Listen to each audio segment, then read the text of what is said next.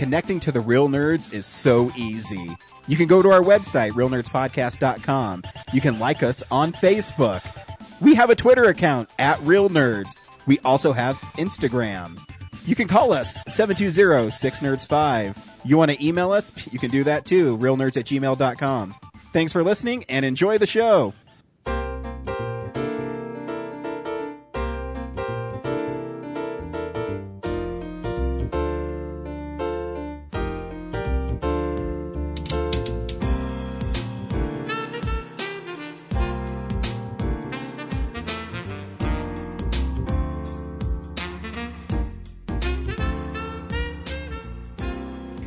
Welcome to Real Nerds Podcast, unofficially the official podcast of Denver Comic Con. I am Ryan. I'm joined by the usual gang of idiots, but we also have a special guest. Hi, Kendall. Hi. How are you today? I'm so good. It's a long time no see.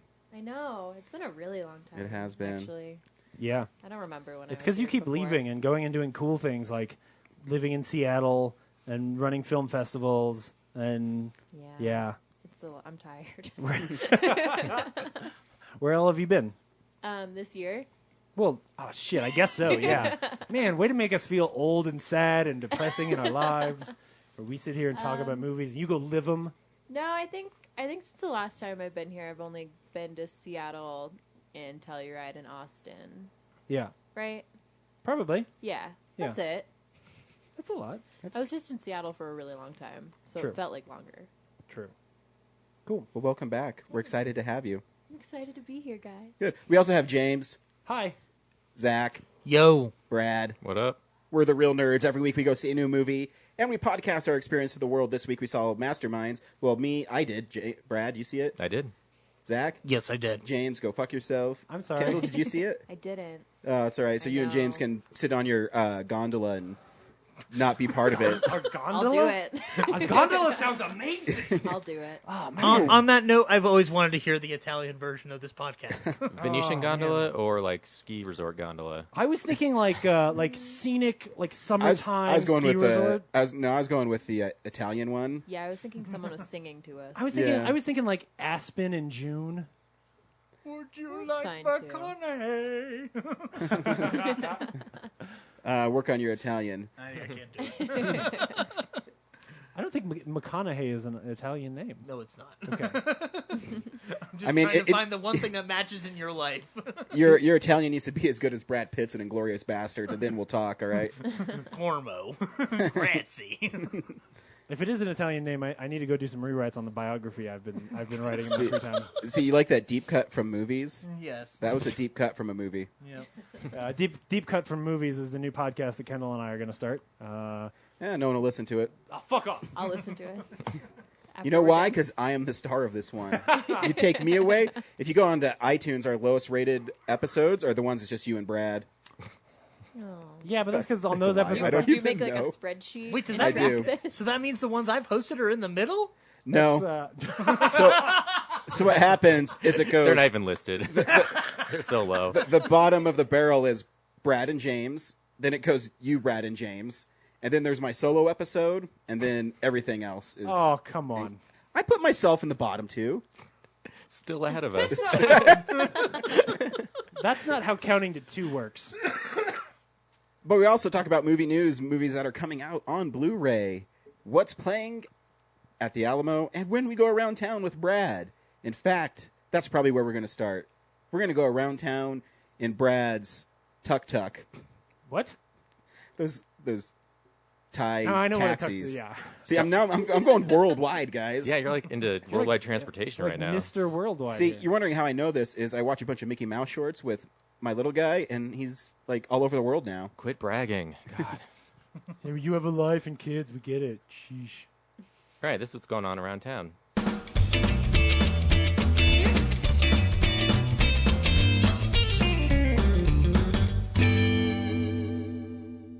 All right, Midnight at the Esquire this week is Paranorman, Oh, sweet. Oh, snap. and the drive-in is Storks, Sully, and Don't Breathe. Oh, no. So Yeah. one thing that flies, one thing that crashes, and one thing that murders. Yep, they're gearing up for their Halloween season, right? Right? I really hope Storks is the thing that crashes. How is it doing? Is it doing well? Yeah, it helped me win my fantasy this fuck week. you, Brad. Oh, did the results finally come in? Well, the estimates. Yeah. The estimates are going to change it. I'm going to come out on top. I'm really close to Jason's total, so hopefully it doesn't change too much. That's the problem. I always vote with my heart, and so I never would put Storks on there because I'm like, Not fuck me. that I thing. fucked up too bad in the first 2 weeks, and it's taken me forever. I'm slowly like chipping away, but not enough. Yeah. I'll never come back because I'll never vote for Storks. Anyway, go ahead, Brad. And then the last thing is the Bug Theater is doing the stage presentation of Night of the Living Dead for like all the weekends in October. So go check that out. I think it's like $15. I didn't know that. Bugtheater.org for information. So, who's playing Ben? Oh, I don't know. Well, then how are you supposed to hype it? We don't know shit, Brad. I thought you had like the inside in there. I saw it 2 years ago. They do it every year in October. So Does it follow the movie pretty well? yeah, I'd say so. They do Because I mean, structurally, it works as a play. yeah, like a lot of the outdoor scenes of the movie, they reenacted them in a video, so they just play that on the screen above, and then when those scenes end, they just transition back into the house. And has this stage been setup. adapted by the Bug Theater, or is it like a play around? I think it's adapted by the Bug. I don't because they have the Equinox Theater Company, but I don't know if this is actually their thing. It might just be the Bug. Well, everybody, if you want to, It's good. adapt I Night saw of it. the Living Dead, you can because there's no copyright on it. Yeah. So. Yeah, that's the sad mistake that I made a couple years ago. Yeah. Well, or you made your film and there's a bunch of prints of it, and then the warehouse caught on fire and melted all the prints. Yeah. And then the ones they put out didn't have a copyright on it, and then you're George Romero and you don't make any money off Night of the Living Dead. I'm sure he's doing okay by now. I'm sure he's fine. Yeah, I mean, he's like 87, yeah. smoking all the time. If not, it's too late. See, sometimes smoking doesn't matter. He's looking at me. I get it. I have a chimney lung. So Henry saw a movie. I love art house movies. You can call me Mr. Asshole. What's up, nerds? It's Henry giving you an update on Art House Asshole. This week, the review is for Goat, which is a film on Greek life and fraternities and masculinity, psychological drama. The biggest downfall of this film is that it's very similar to every other fraternity drama you've seen. So if you've seen The Riot Club or Brotherhood or anything like that, you've probably seen the beats and the messages and the themes that this film is trying to give you. If you really want another one, you can go check it out. I would say it's... I don't know, if you accidentally watch this film on TV, I think you would have a good time, but don't expect much from it if you're going in just to see a good film. Currently, you can get it on iTunes and Amazon Rental, or I think it's showing in a couple theaters across the nation, so if you would rather see it in theaters, do that, or if it's not showing near you, you can see it through there. If you want my full thoughts on it, go check out my review on realnerdspodcast.com. And really quick, before I end this, I just want to say to the nerds real quick, can you guys please stop shitting on David Lynch? He is a master, and he is a genius, and you don't know what you're talking about. He is one of the most genius directors of all time, and it's been like 3 episodes in a row that you've just shit on him. So how about you stop doing that? Thanks. Anyway, that's been me, back in New York, and hope you read the article, and I hope to recommend you some new cool art house films in the future. You know, stupid David Lynch. Oh, David Lynch is the worst. What He sucks. As I have said for 10 years of my life, I wish that indie cred was a currency so I could call him a hack, because he is one. And you know how I feel I about like him. the He doesn't allow Elephant Man. chapters on his Blu-rays. Yeah. Douchebag. Hey, well, No, that's but- a true but- story. But straight up, the straight story is super good. He has made one good film. He's made more than one good film. No, he has it. The Elephant Unless Man. there's a sequel to the straight story, I don't know what you're talking about. It's called The Elephant Man. I haven't watched it because I saw all the other films first. You know what? Anyway. But anyway, he wrote Thanks, an article Henry. about Goat, and you should read it. Yeah. Did you know the Elephant Man died in his sleep? You should also keep an eye out because he's going to do a review of American Honey this week that he is super excited for, and I'm super excited for his article. So keep your eyes out. He also posted this was cool. If you go on the Facebook page, he posted a like a calendar because he's at the New York Film Festival all this month. So he posted a calendar of what articles he's going to put up or what reviews he's going to put up this month. So that's exciting. It's like there's content on the site, guys. It's cool. That was last time the writer wrote an article. Thanks, Henry. I'm so glad that you're in college and don't have other real serious things to do. Oh. So when's the last time the writer wrote an article? I don't know. Before he had to build a company. Anyway, anyway, thank you, Henry. That was awesome. I have a kid. I'm married. Started a new career, and I still write fucking articles. Yeah, What's whatever. your excuse, asshole? Write an article about building companies and then movies that also do that. Yeah, like The Secret to My Success, starring Michael J. Fox. Yeah. Ew. He doesn't build a company in that. No. He goes from the mailroom up to the corporate ladder. Because the boss is on vacation, so he just pretends he's the boss. Bow, bow. Only Michael J. Fox could get away with it. Totally Bow, 80s, bow. baby. The best place to go see movies in Denver is at the Alamo Draft House. We have one of the best employees ever at Alamo with us. Kendall, why don't you tell us what's happening at the Alamo? Hello. Hi, I'm Kevin Smith. Hi, I'm Leonard Maltin. Hi, I'm Mark Hamill. Hi, I'm Elijah Wood. This is Seth Rogen. I'm Christopher Mintz-Plasse. I'm Martin Starr. Welcome to the Alamo Draft House. Well, in October, total, there's 64 screenings. So there's a lot. Wow. But Man. let's see. We're doing Suspiria on 35 millimeter, paired with the Neon Demon, which is cool. I bought tickets to the know. Neon Demon, even though I own it, but I just realized it's on my dad's birthday, so No. now I got to figure out how to. Your dad has To tell your dad that he has He to would come never watch the that Neon movie. Demon. Not only would he never see it, but if he somehow did, he would hate it. Brad, you wanna hook me up? I could. Ooh. I haven't seen the movie yet. I know Yeah. James was supposed to bring me the Blu-ray. When I bought the I haven't tickets, bought it yet. they gave me an extra one. So I try not to buy any Blu-rays right before my birthday, even though I realize that there is no way in hell my mom is going to buy that movie. I was for going to me. say, your mom's I'll going to tell walk her. down Best Buy. It's like, Jamesy would like this vampire model, half-naked, sitting in a pair of lips movie. I listened to him describe every would. scene by scene that happened in this thing, and ask questions like, "Was that urine?" So I'm definitely going to get him this for his birthday. Yeah, no, that's not going to happen. So I should just give it and go buy that. But anyway, what else is happening? Okay. This is hard because this is formatted weird, so I'm just going to read some things. We're showing What We Do in the Shadows with a weird vaudeville magic act Oh, that's attached cool. to it. A magic act? what day is that? Yes, it's very cool. That sounds That is awesome. on the 13th. We're playing Houseu, as always, which is the best movie in the whole world. Have you guys ever watched that? No. No. I thought it was Oh just my called. god! I thought it was just called House because like the U is usually silent in the. I don't know. You know. Maybe. It's still great. It's a Japanese schoolgirl horror film type deal. Right on. Steve has that shirt with the cat face on it. You guys, you know. I You've remember- seen it. I've seen the Criterion of it. I thought he just liked cats, man. That's true. We're also showing Candyman with Tony Todd. Ooh. We have an interview with Tony Todd. I don't know what you're talking about.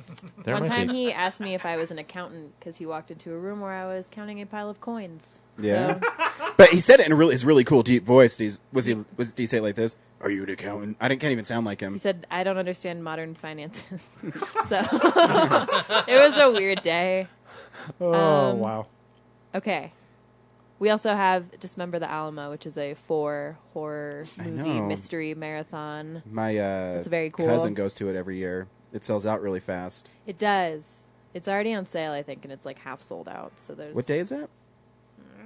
Come on, calendar. I know. My calendar is not. I love my calendar. This didn't go as well as I thought it was. Oh, you have to going play that in the background. It's fun. You covered it. We're good. It just proves how hard Ryan works every week to read an email. It's on the 20. Wow, good alignment, Channel 4.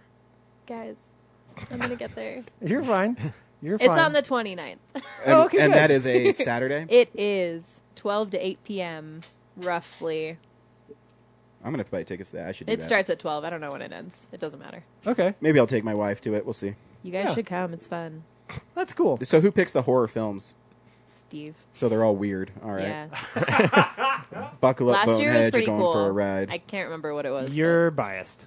Yeah, That's true. But so my cousin would tell me, I forget the movies from last year too, but why doesn't he pick like cool ones like Friday the 13th, the final chapter, and things like that? Well, we're also actually doing a Nightmare on Elm Street marathon. If Yeah, that's that- more your scene. Yeah, Kendall, I said think. Friday the 13th. I know, but they're similar in my Okay, head. so you tell Steve that Ryan wants to do Real Nerds Presents Friday 13th, the final chapter. I can tell him. Do He'll it. make him listen to this. Yeah, make him listen. Hold him down. We did get complaints last year that the movies were too artsy, which I don't know that's. Yeah, if Is, it's, is Reanimator too artsy? no. I didn't think Reanimator, so. Reanimator's fine, but what were the other ones? We played Onibaba on 35. Okay, Okay, there you go. all right, Amazing. Conversation over. That's a good movie, guys. That may be. I'm just saying. Yeah, but yeah, I get it. Another Stuart Gordon movie too. I don't remember what it was. but remember, you want to appeal to gore hounds, so I want to see like blood and guts everywhere. Not artsy fartsy horror films. That's not what horror film is. Yeah, you need to show movies like Chopping Mall. Ooh. Yeah. Or They're doing Blood, Blood Diner. Diner. We are doing Blood Diner. See? Jackie Kong is coming. Nice. See? So that's cool. One of my favorite Alamo employees is doing the Q&A for that, so it's going to be really weird and funny. Oh, good. Awesome. Yeah, Or his name's include the Greg. Monster Squad. I saw the Monster Squad there, and it was sold out. So I'm just saying. I think we did it again for something, and no one came. It's all weird. Yeah, you never know. Well, that I time know. there was the kid from Monster Squad Oh there. yeah. Yeah. The So that cast was made a Andre difference. Gower. Yeah. He's nice. Can I Yeah. ask why in the Nightmare on Elm Street series? Because I'm going to it. And my friend and I were just curious. Why aren't they showing Freddy versus Jason in that lineup? Is that just a rights issue or something like that? I don't know that the marathon that like programming came from corporate. Oh, So I'm okay. not totally sure what the deal is with It's that. cool either way. Like they're ending on the strongest note possible. Well, I'm guessing, Seven. too, that 7 movies is, 12 and a half, 13 hours? Yeah. So, That's Yeah. fair. No, Yeah. Then you'd have- it's going to be pretty long. yeah. We're then- going to be in there for a while. Yeah, I'm gonna have nothing but coffee. And you're gonna have Yeah. to, and you're gonna have to suffer through 5 and 6. Whew. Coffee is free It's refills. a boy. Yes. Marketing. I feel like if you did include that, you'd also have to do the new Nightmare on Elm Street. So No, we don't have to include pieces of shit. if you're being a completist, But I'm not. Is Rooney Mara in that? I just want to watch Freddy fight Jason on a big screen. Wait, who said? my- Oh, I saw it. Wait, is Rooney Mara in something? Yeah, they Sorry, did it. I blacked out for the last 5 No, minutes we of horror remember we talk. saw it. I don't even know what we're talking about. oh I yeah, saw well, they, Rooney did Mara they in do it person, again? and she's perfect. And I sure. love her Oh, so much. She's I very hate you. little. Oh no, we saw I Jason hate you. X. She's very small. Oh, we did see Jason. yeah. X. Very cute. What happened? You peed next to Emma Watson or something? Emma Stone said hello to One me. of those. That's Yeah, That was awesome. very all close. fantastic. Can I touch you That went. so I can get her essence? Yeah, I haven't showered since. Why didn't you just? You should have just killed and eaten her right then. She is Like, so pretty. She's just so much, taken her heart. She is so much prettier in real life than she is in movies. Oh, which that's is- disgusting. I know, it's rude. Yeah. How dare she? I what a punched terrible Steve person. out of the way because he was standing in her way, and then Nice. she walked by and we made eye contact, and then she said hi to me. And there were 3 witnesses that said yes, it happened. 'Cause- just in case no one believed me, Yeah. It That's was real. fantastic. Well, everybody needs a punch every now and then. Yeah. he was in her way. I'm not gonna, Yeah. Right. No, it needed to I'm not happen. gonna let that happen. Yeah. Do Yeah. studios need punching? I don't know. Let's find out in this week's Real News. It's real news. I've been doing this for 6 years Spoiler alert. Wait, all how studios need a how good have you been function. doing it for 6 years? because we have. No, this is like 5, isn't it? It's like 5. 2011. We're coming up on 6 years. Oh, you're right. Oh man. 3 months. And I left used in to do this one. Nebcast. Thank Yeah. you. Well, So don't as the only person that used to listen to Nebcast, don't even. don't even what? That show Say was that I hosted- haven't been doing podcasts for 6 years wasn't even hosted. That was just you guys talking about Super Mario Brothers. That and was having fun doing it. not a whole lot of stuff in news this week. Terry Gilliam's The Man Who Killed Don Quixote got cares? delayed. Oh, sorry, no, that's I care. that's actually news from 1995. I'm sorry. You have to understand that if he actually completes that project, he has to die afterwards. I think the world. Karma- We all do. I think Karma the has to world. That's balance amazing. out. Where's that at? No, I'm pretty sure bacon? that if that happens, like a tear in space No, time not opens, amazing anymore. Yeah. and we all fall through it. Yeah. Anyway, what we do in the shadows is potentially getting a TV series spin-off. I'd rather see werewolves. We'll be doing Yeah, well, I Moonlight. think there's still Is like it one or the other? They still doing? No. I think they are still like the them doing the spin-off werewolf movie. I think it's still in the wings. It's just like he went and did a Marvel movie. So, you know, when you hit the big time, making sequels to your funny little camp horror films gets more difficult. Easier because you can get money, but more difficult because you have less time. So hopefully that will happen. I'm sure it'll be a thing where like he'll direct the first episode, and then maybe they'll, maybe it will stay good. Speaking of people who directed first episodes, though, Frank Darabont is suing AMC for $280 million, which pretty much puts to rest the conversation from 2 years ago of like, it seems like there's creative differences. Like, no, fuck you. Like they. So why is he suing? I don't remember. Read past the headline, James. I read it like earlier this week. I don't remember. Why is he suing? Because he wants money he's promised for producing The Walking Dead and creating it. Yeah. He says he worked on all of season 2, but AMC is saying he only did part of it, so he's not entitled to the entire. Have you seen the original pilot for season 2? What got him fired? No. It's not good. Really? It's on the. There's a bonus on the Blu-ray. I will stand by the fact show that it. I think that show got dramatically worse when Robert Kirkman became like a lead writer on that show. I think season 5 was pretty good. Season 6 has its moments. Yeah, I just it also has to do with like I can feel the Kirkman of it, where I stop seeing characters and just start seeing storylines, and I think that's part of why I still can't get back into that show and love that show the way I did in that first season, because like that first episode that Darabont did is so great and sets that show on such an amazing course that I just look back to how excited I was for that show at the time and how I feel about it now, and I'm like, oh man, I still think it's a good show. Yeah, it's good. It's just not like, it's weird that I get so excited about a number of other shows and I don't get excited for that one when I feel like I should. Why is it that like I can nerd out about Hannibal so much for years, and then like Walking Dead, which should live in that exact same space of being like too fucked up for TV, just never quite hits my heart. I still think it is. I mean, they still pull out intestines and stuff. Yeah, but it doesn't have the soul that the first episode or all of Hannibal does, right? Like that those characters that I adore. At least for me, it doesn't, right? Like I'm not. We're arguing over like a 7 versus an 8, or a 9 versus a 10, right? Like I think the show is good. It doesn't hit my soul the way that like that early season certainly did. But anyway, Kendall, do you watch The Walking Dead? I do not. I thought not, because you don't like popular things. Oh, just kidding. She comes on the show once a year. We can't just beat her up every time. No, I pick on her because she's only been on once a year. That's fair.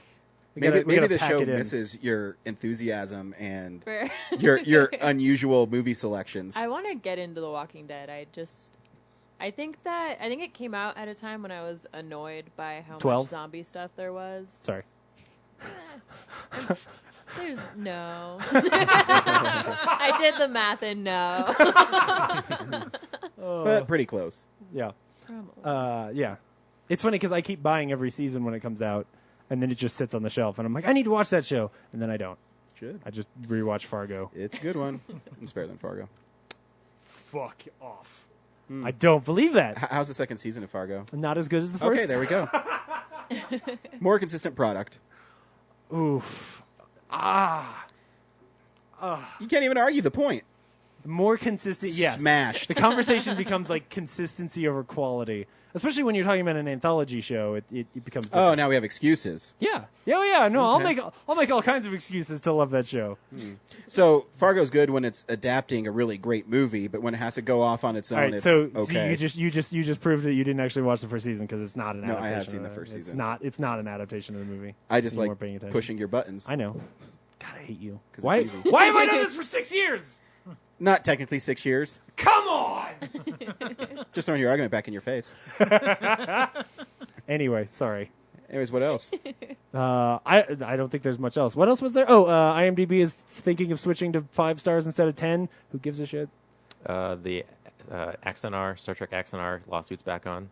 Oh, yeah, right. They said that J.J. Abrams' statement doesn't count because he doesn't actually represent the company, which is totally fair. They legally filed a motion to say that his statement doesn't count. Yeah. Which is like- I think it was called J.J. Abrams Can Shove It was the title of the movement. They're like, you know what, JJ, you've made us a lot of money. Fuck you. Well, what he was doing was playing the marketing game properly, which was like, Paramount was getting its name dragged through the mud, and he was like, hey, we need to go say some things so that fans won't rebel, so we'll make a lot of money. Or they could be cool, like the Indiana Jones cartoon that came out. LucasArts says, oh, it's not canon, but it's fan art, so it's cool. Yeah, oh yeah. No, I fully believe that, like, Paramount should Rescind. like they should put in place some rules moving forward to say, like, hey guys, this is how we want to protect the IP. This is what you can and can't do. They should also be smart and go pay somebody $100,000 to like produce a bunch of assets and put them out for free and be like, hey, here's like CG shots of the Enterprise moving through space, and you can put this in all of your fan art. So this is our our peace offering. But then also, like, for sure, like, don't ever go sell any of this shit. And if you kickstart or you could be it, we cool need and money. be like, let's see what you do, and then go from there. Because it's antithetical to what they did during Next Gen, where if fans wrote in scripts, like, there are writers like Marty Noxon who got their careers by writing in scripts to Next Generation, and then got shows made into episodes because their scripts were good enough. I mean, that's what that whole community used to be about, and so. To go out there and be like, oh, well, we don't like this. Because there is no real Star Trek fan out there going like, oh, well, this shit is really canon. Like, everybody understands what we're doing here. The difference you is really just think like, if you see a fan film, you're looking at it like, I'm not going to watch Star Trek anymore because Right, of my exactly. experience watching this amateur film. because the problem Not is going to do it. this is coming from the people who the reason there's not a Star Trek show anymore, and the reason why the Star Trek movies had to be rebooted the way they were, was because these are the people who fucked it up 10 years ago. Like, they made shows that were so bad that, like, if there had been an option like Firefly that had been marketed properly, like, every Trekkie would have switched. Star Trek Enterprise is the first show in like 3 series to not get to 7 seasons because it was so dumb.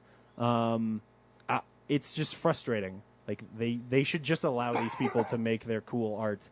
And honestly, they should help them from time to time as well. Because it actually invigorates the franchise by letting people do this. But anyway, yeah. Is there anything else? I don't remember. I mean, we could talk about how Digital Bits is mad about the Star Trek release of Beyond. Yeah, but then you're just going to yell at me. No, because the only thing is I think it's silly is because they do it with a lot of movies. Right. And the guy, Bill Hunt, who runs Digital Bits, only gets mad because it's Star Trek. If you actually look at the releases, so Target always usually has a bonus disc with their stuff.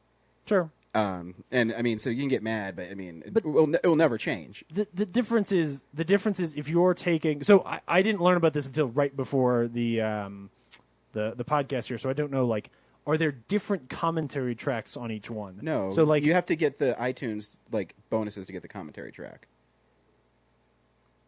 So okay, they're not included. So they're all the same unless you get it. It's just like everything else. I mean, they're all the same unless you get it at specific retailers.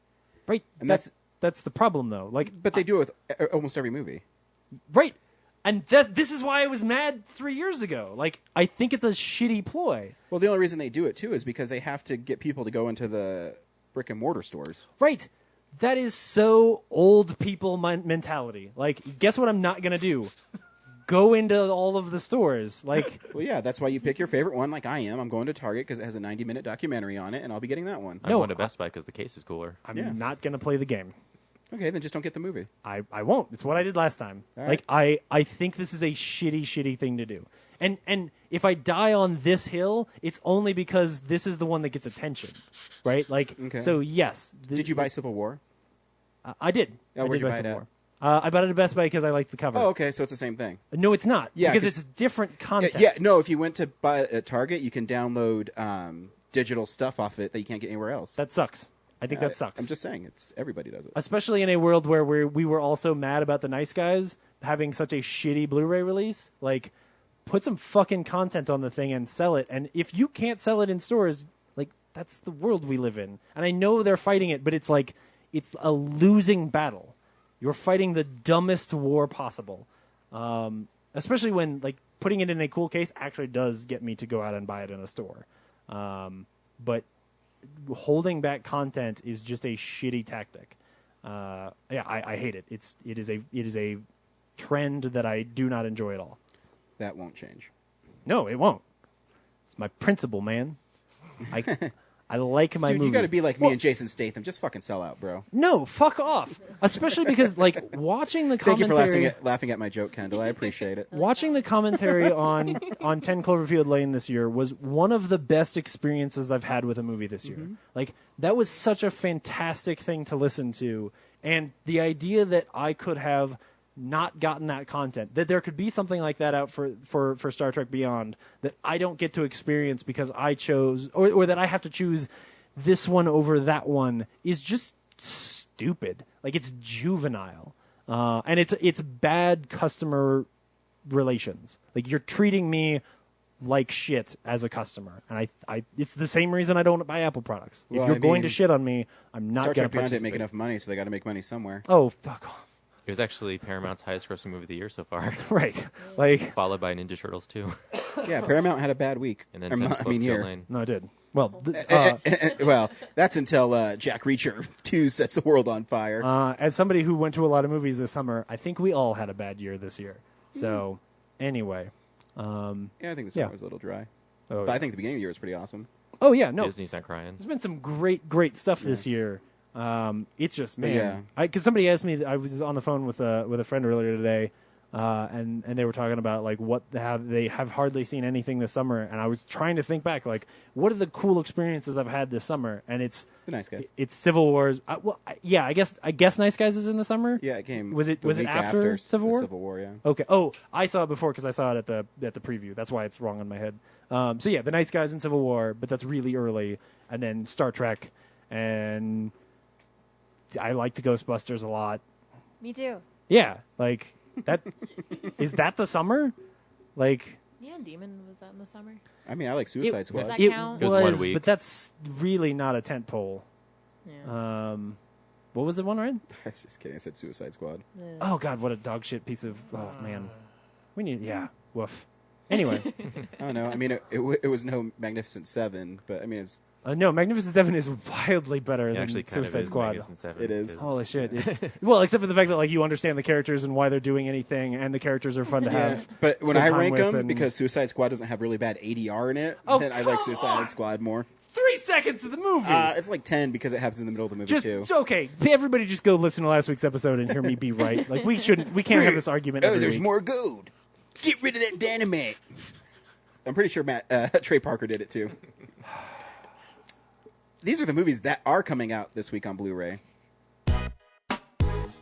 DVD releases and Blu-rays. And I'll be buying my X-Men Apocalypse at Best Buy because the Steelbook there is awesome. The Steelbook there is actually pretty rad. The problem with that is that then I you'd like have that to movie. own X-Men Apocalypse, and that's really It has unfortunate. its moments. I thought it was fun. Oh yeah, that came out this summer. Yep. Was that this summer?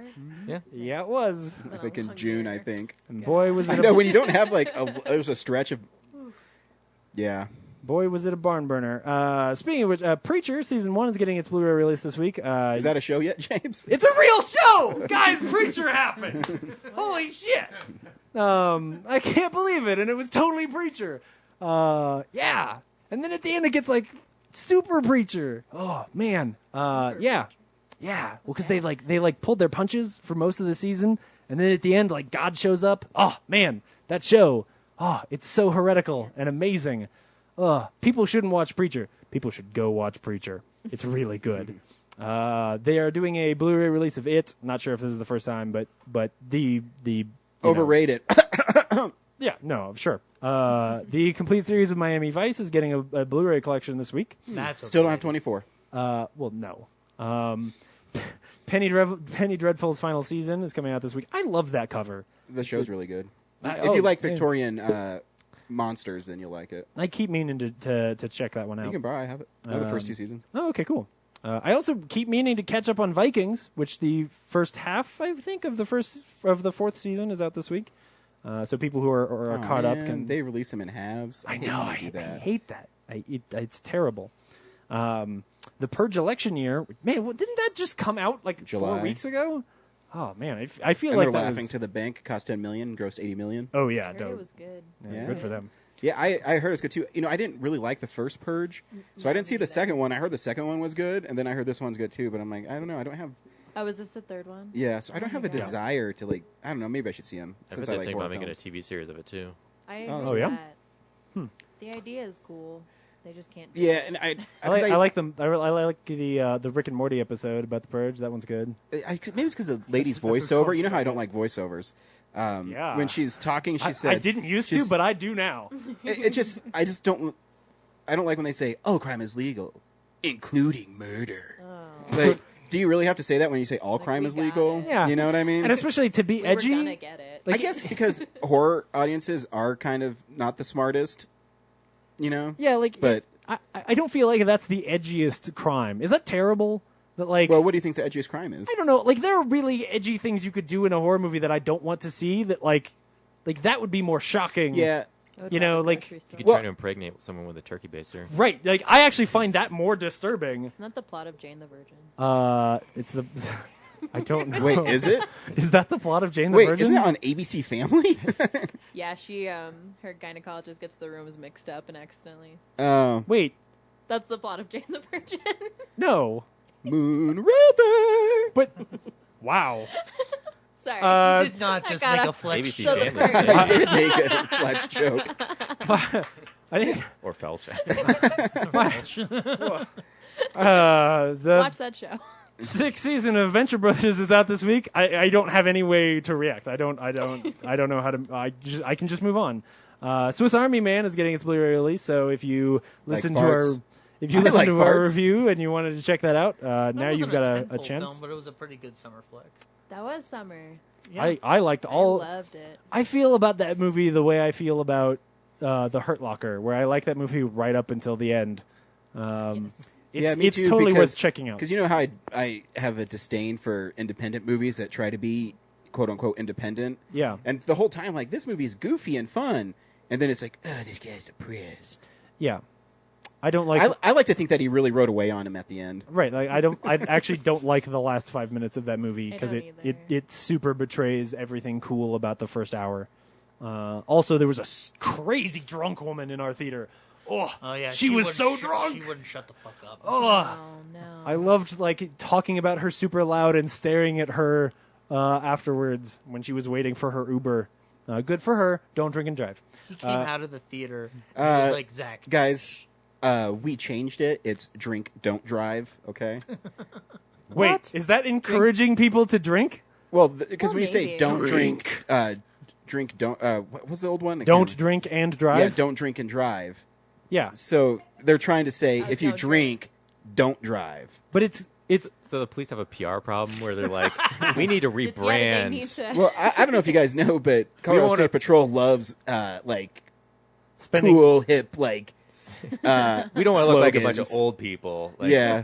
we're hip. It- we like oh, drinking. I guess you guys have never been inside their building. It's literally plastered Nope. with. I have never been to a police station. I mean, you can Plastered go. with You can inspirational go to the quotes. academy. I mean, they let people in there because they have a museum, but it's Sure. literally plastered with like inspirational things, like our family protecting yours, serving your community sense. Yeah, I don't but- know what the real slogan is because they have so many. yeah, but it sounds like the equivalent of you going, I'm hip, I'm worth it.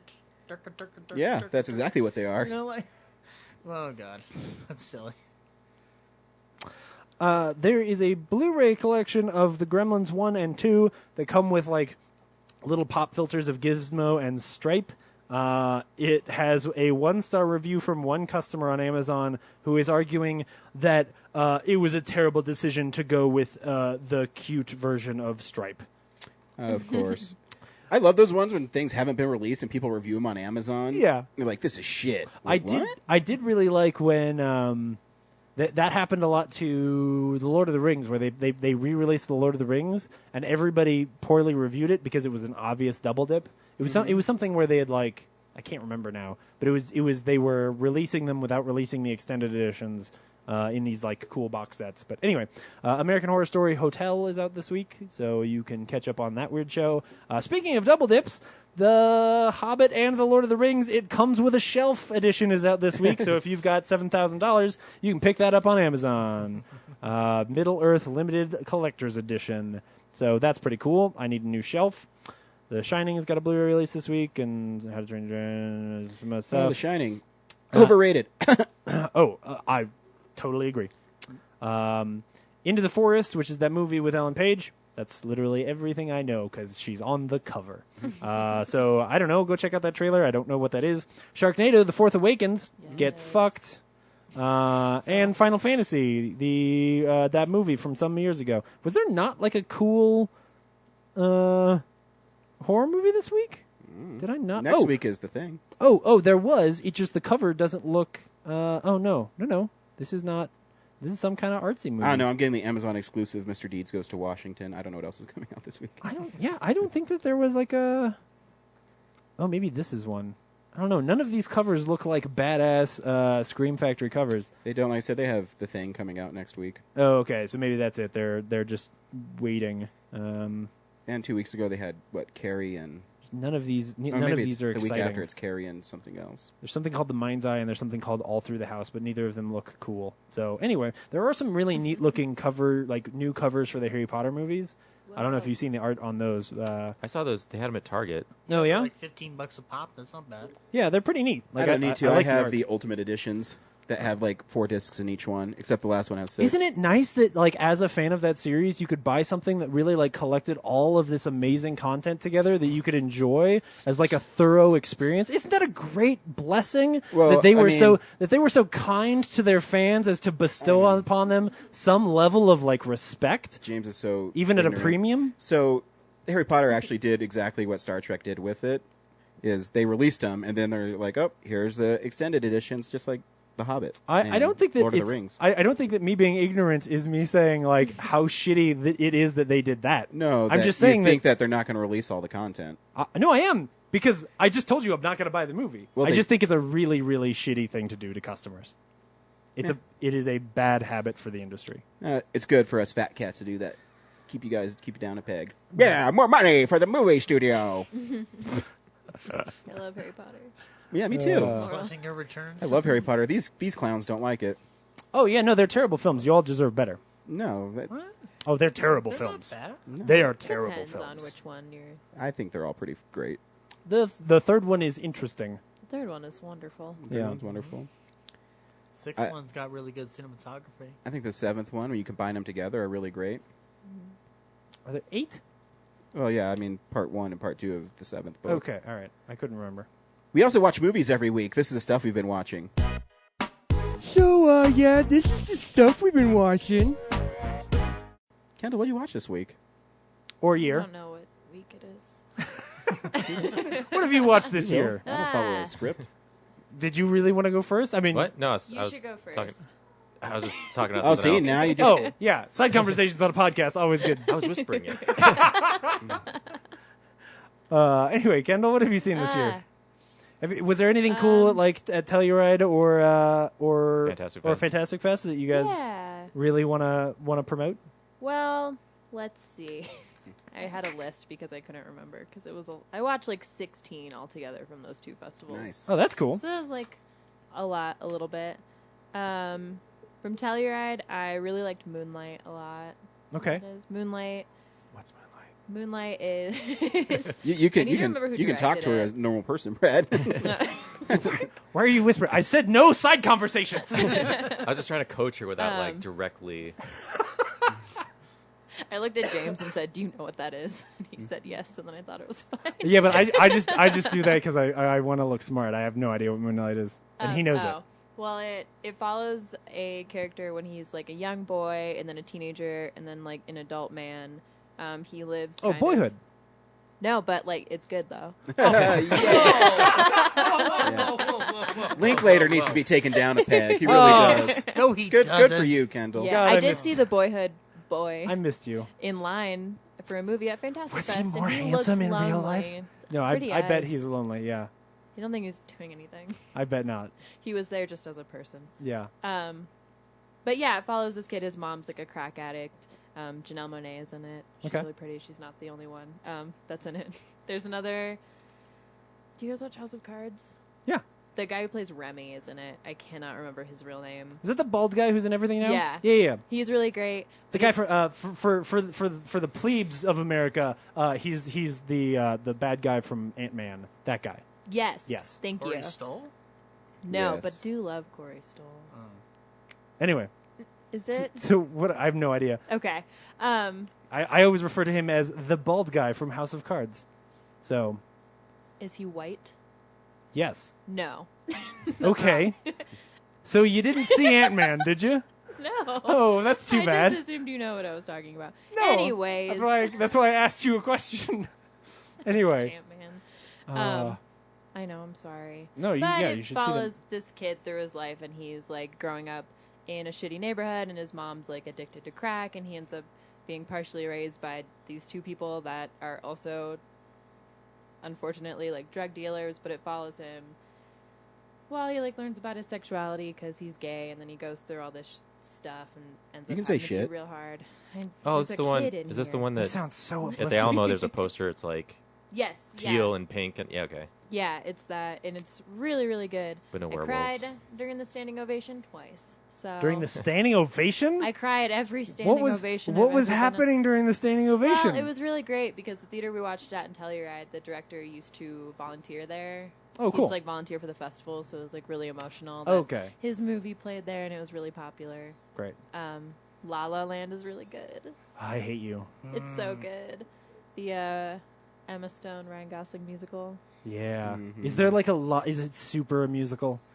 Is it like a Yeah. does not apologize musical? Yeah, it is, and like parts of it, because it takes place in LA, so parts of it are like really dramatic and bright and like colorful, and Yeah. but I don't know. So some of the reasons why Steve didn't like it are like reasons why I liked it Do they ever There. sing and dance at the same time? every time. Oh my god. So the singing's like they're actually singing, so it's not like the greatest singing I've ever heard.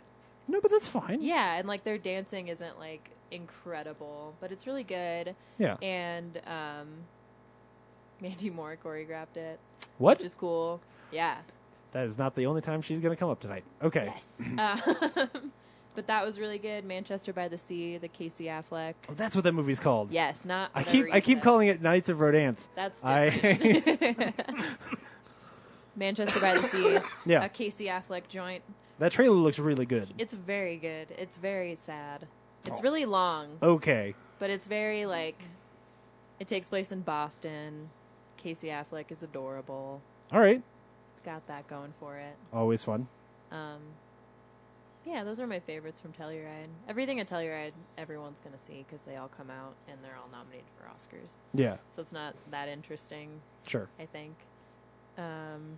My favorite thing from Fantastic Fest was the new Rami Malek. How do you say his name? I have no I idea. think that's Mr. right. Robot. Mr. Robot guy. Mr. Robot guy. Oh, okay. Yeah. You know, he was in Short Term 12. Does that Sure. help? Yes. Yes. Yes.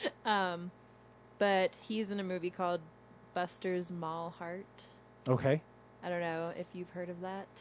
Anyone Mm-mm. here? No. Like mall, like shopping mall, or like mall, like MAL. Spanish. Yeah. I don't. Yeah, is that Bad. is that what it is? Yeah, it's Yes, it's Spanish for bad. Yeah. Ooh, that's cool. I didn't. Languages. I've been trying to figure out the title of that movie. That's Oh, weird to okay. combine those because it'd be like Mall Corazon, but You should watch the movie. Bad Heart. Isn't That's the name of my Head? next horror film. no, Corazon's heart. Oh, okay. What's head? Cabeza. Oh, that's right.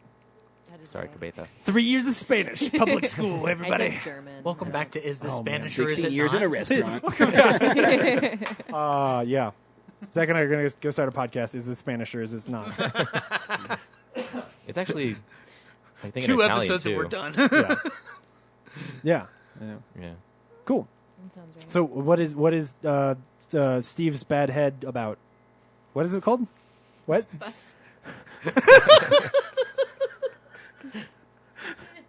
Buster's Mall Heart. Oh, okay. That one. Okay, Buster's Malheart. Something I'm going to ask Steve next time is, what's your bad head about? Right. He will just look at you and walk away. And I'll totally accept that.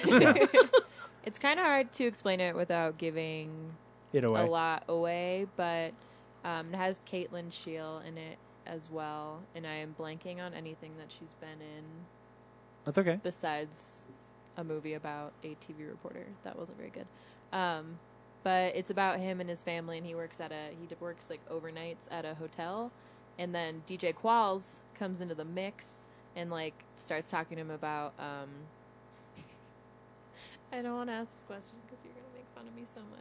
What was it called when they thought all the computers were gonna kill everyone? Y2K. Thanks. It's okay. You were 10. It's all right. No, you weren't. Oh my god. I'm sorry. All right, never mind. But he starts talking to him about that and like how the whole world is gonna invert and all this stuff, and hijinks ensue. Nice. So And anytime you can put hijinks into a review, you know you're in for a good time. very upsetting hijinks ensue. But I liked that. I'm so old. It was very good. Good. That's fantastic. Yeah, I saw it at Fantastic Fest. Thanks. Oh, man. All right. There's that. You were like 2, weren't you? What? You were like you were like What 3. year was it supposed to be? 2000. It's I what the was- It's the Y2K I stands was for. turning 7. Oh, okay. That's not so bad. All right. Not too Woof. bad. Man. All right. Don't everyone do the math. Too late. I saw Already did it. Wait. I want to point out that she had to point out that Brad was thinking about adding 16 plus 7. I have to visualize it. Like I can't just, You are a visual guy. yeah. Oh. James, what'd you Mercy. watch this week? I just got a couple other things to talk about. First, we'll start with something fun. Luke Cage came out this week on Netflix. I'm not done with it. I'm about 3 episodes in. Did anybody else start watching through Luke Cage? Started Cool. with the pilot. Didn't it crash Netflix? Yeah. Apparently, yeah. I saw that today. I haven't heard anything about it. I just saw like a real quick post about it, so I'm not quite sure what happened. But so hopefully Netflix is okay. Otherwise, I won't be able to get to sleep without watching Netflix. So anyway, Luke Cage is fun, but easily the weakest of the 3 shows that they've made for Marvel. The biggest, man, I don't want to start off with the problems. Here's the things that are cool about it. The action scenes are cool. So if you've seen all of the action scenes that they've put out as like featurettes and marketing for the show, you've seen those scenes. The show has like, it's got a healthy layer of wanting to be set in the 70s, but not. Like, it's got this cool layer of like blaxploitation to it. So it's trying really hard to feel like a Shaft kind of a television show, which is pretty cool. I generally like the story that they're trying to tell. There's a couple of problems with the show. One, I think that Luke Cage so far is more interesting in Jessica Jones than he is in this show. They burned a lot of the cool mystery about that character in Jessica Jones, and so here they're having to sort of spin up some drama and some subtlety for him that they burned in that show. The biggest problem for me, though, is actually the direction. So I think the show is poorly made, actually, in a couple of areas. One, I just don't think it looks terribly interesting quite often. And the other one is that there are far too many scenes where I think that the dialogue and performances get just 100% dropped. I think there's 2 cop characters who they're supposed to have like this witty banter, like a 90s cop show kind of banter, and they deliver lines in this like there's a beat between every line. So it's like 2 days until retirement. Well, no. Maybe a better way to do it is like it's a better written version of the intros to CSI Miami.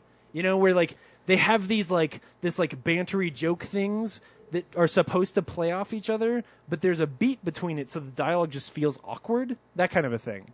So it's more like if I said something and then you made a joke, but there was this awkward beat where because like it's like you're making a joke, but you didn't hit your wit isn't fast enough, so you didn't hit it when it was funny. That would never happen with me.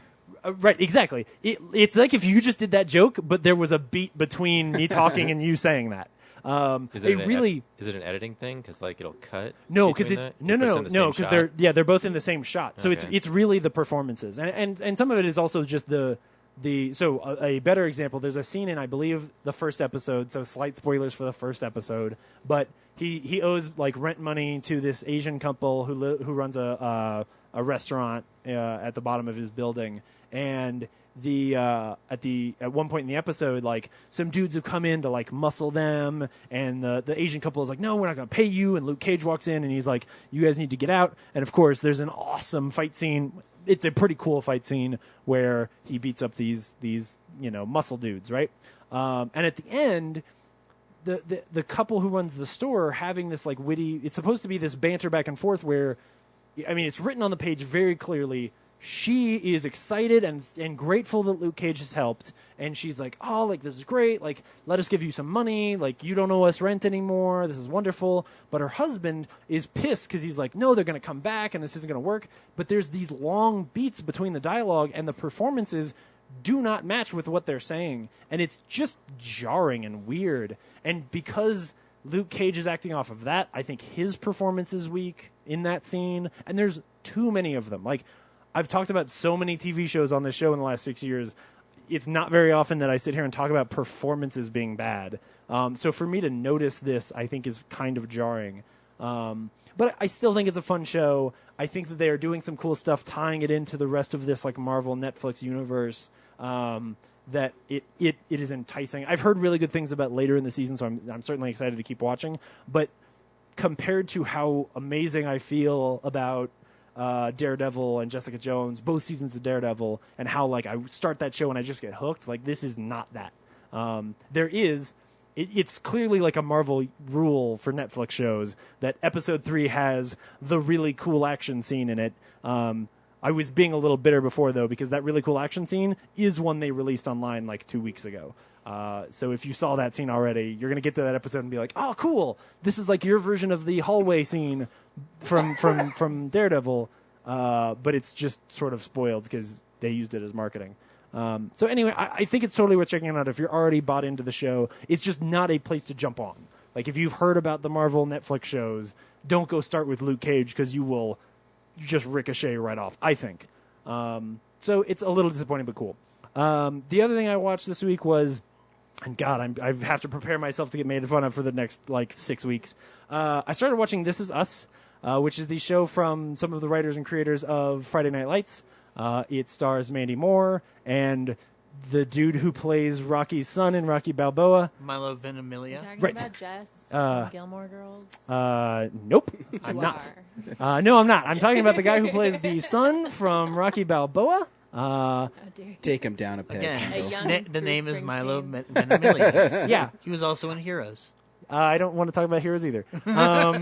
So anyway. He knows these things. He's just avoiding it. Yeah, no, I'm very aware. I also kind of know his name. I just would have pronounced it poorly. So I was like, the guy from Rocky, because I just want to give everybody the best foot forward. Just trying to be positive here. Gilmore Girls is great. So, damn it. I've missed you so. What was I talking about? This Is Us. So This Is Us tells the story of 4 different families. I will warn you, I have to be coy about the way I talk about this show. Because I don't want to spoil the thing that happens yet, but probably by the time the season ends and I review the whole season, then I will spoil it, because if you aren't interested by what I'm about to tell you, then fuck it. It follows 4 different stories of people who are all born on the same day. So that's their caveat to tie the four stories together. But other than that, they are seemingly random stories of different people at different stages in their lives, and it is basically just a dramatic show with slight touches of comedy.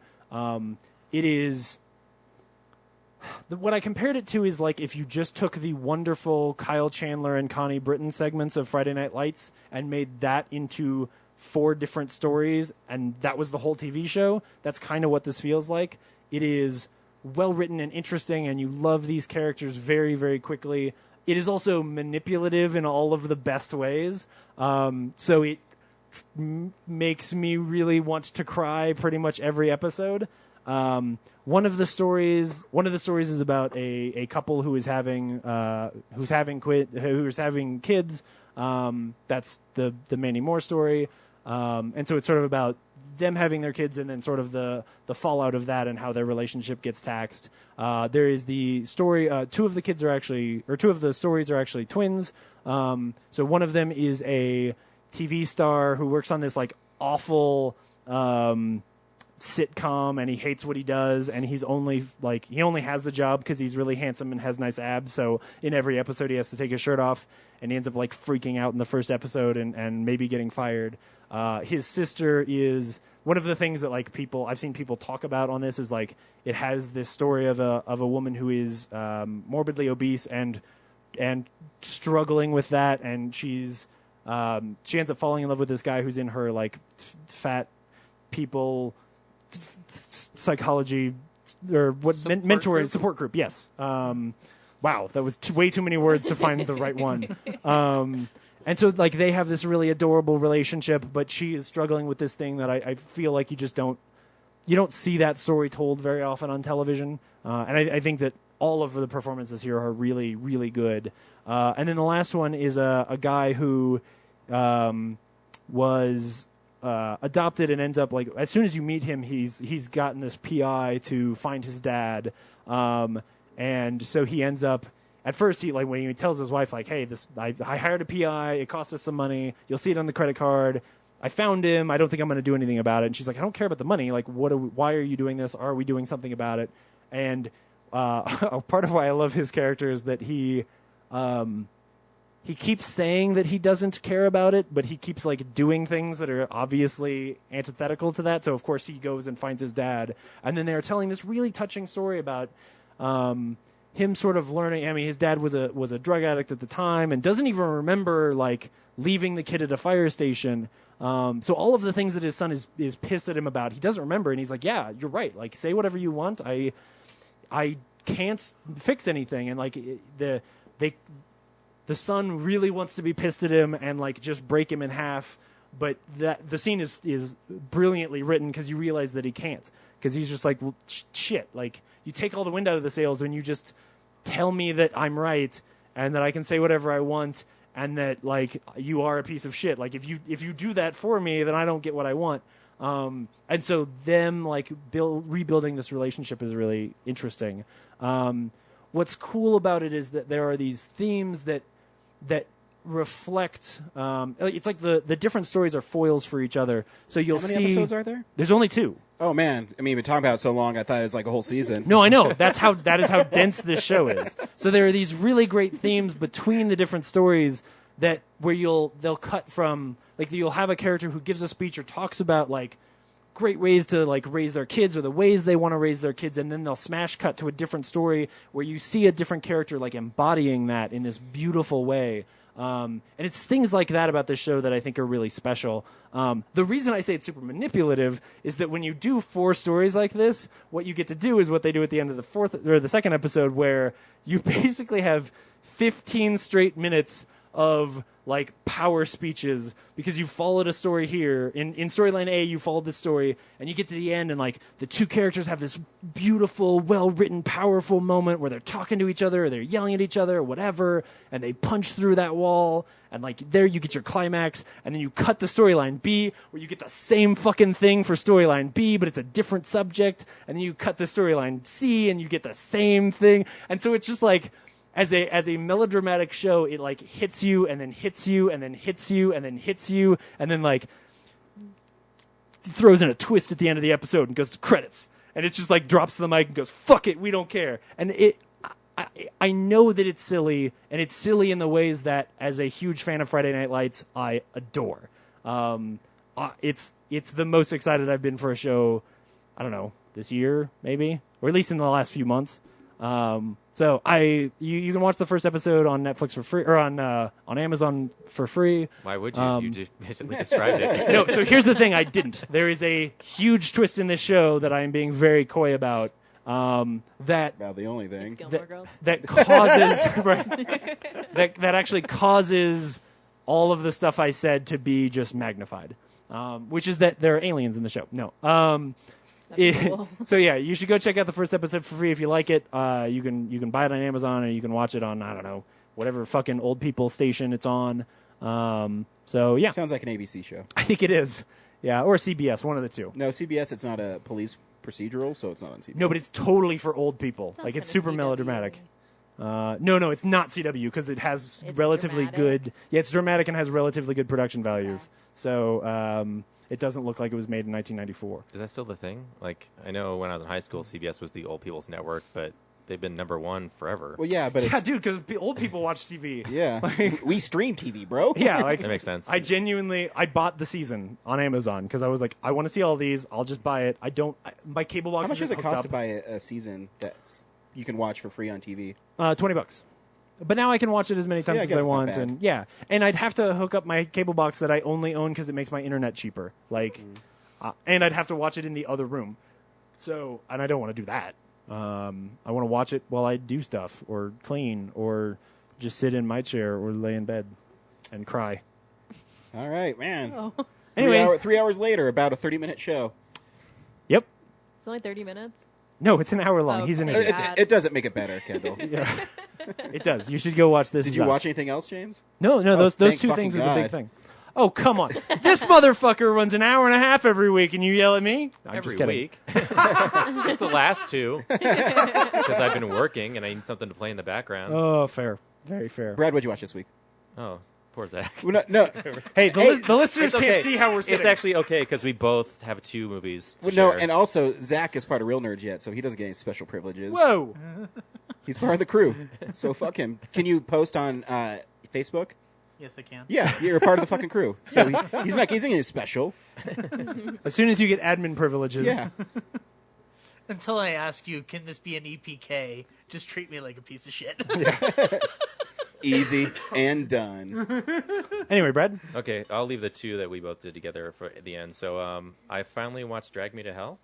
You've never seen it? Wait, I've what? never seen it. Really? Yeah. How did you like it? It was okay. I really liked the ending. Yeah, the ending's And I should awesome. also say, because it was the Blu-ray, I watched the the unrated director's cut. So it's not the theatrical version, but I didn't see the okay. original, so I don't know what's different. Well, the big difference is it's more gore. Like the part where she's in the Yeah. bank and like vomiting and shit. Because the ending's The the bloody same. nose is crazier. Yeah. Yeah. Well, because she also throws up the blood or so. Well, I forget how it goes. Yeah. Her nose just like Yeah. explodes, and then the old lady like drools on her a bunch. Yeah. Yeah, the only That's thing about it. I only remember it being like more comedic elements of gore than anything else. Like the story is the same beat Yeah. for beat. Sam So, Raimi. Yeah, Like because so the ending is so good. What's Sam Raimi's thing with like old women and books and curses? That's what he does. They're So cool. keep making that movie forever. Yes, Really? If you're I good- would if say you're- Drag if Me you're to good at Hell something- has like similar beats, but it's different. if you're lucky. It's different, but it's just like those are three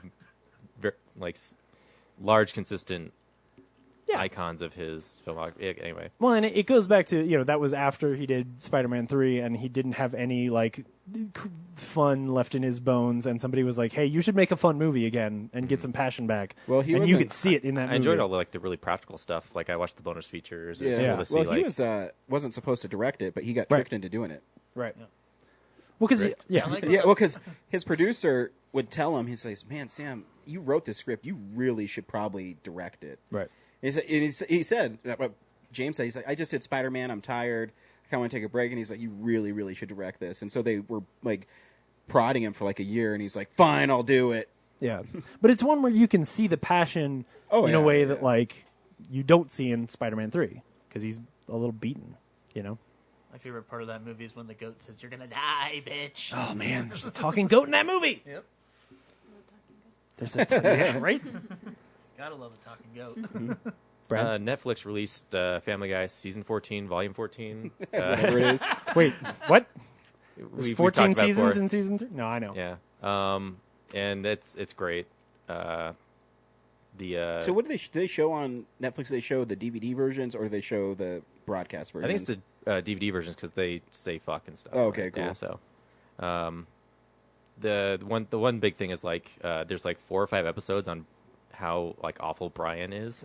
That's about right. Yeah, he hooks up with Bonnie in one of them. Meg's friend, because like he sneaks into this like girl's locker room and like sees her changing. And he's just into her for her body, and then he hooks up with this Marine's wife. And when the guy catches him, he just pretends to be like a real dog, so he doesn't right. get beat up and stuff. It's just like and he's also making like George W. Bush jokes. Like at this point, he should be railing on Trump, but he's still like invested in early 2000s political humor. Yeah, I just love that when Brian's a douchebag. Yeah, Like, I love those ones. It's just amazing because in the first couple seasons, he's like a pretty decent character. Yeah, but he's like the voice of reason. Yeah, and now he's just a complete douchebag. Well, now he drives a Prius and. Yeah, there's one of his subplots is that he gets a pair of like thick glasses, so he's just constantly like trying to look intelligent. So, but anyway, yeah, a lot of fun stuff. I was like the last 5 episodes, I was like really cracking up. I watched London Has Fallen. I haven't seen it because I needed something. Had you not seen it with us? No. Okay. I looked up. I was like, oh, that was this year, wasn't it? Yeah. And it's a movie we should do a commentary for because yeah. Yeah. I mean, my expectations weren't high from the original, but excuse me. Yeah, it's dumb. The original is great.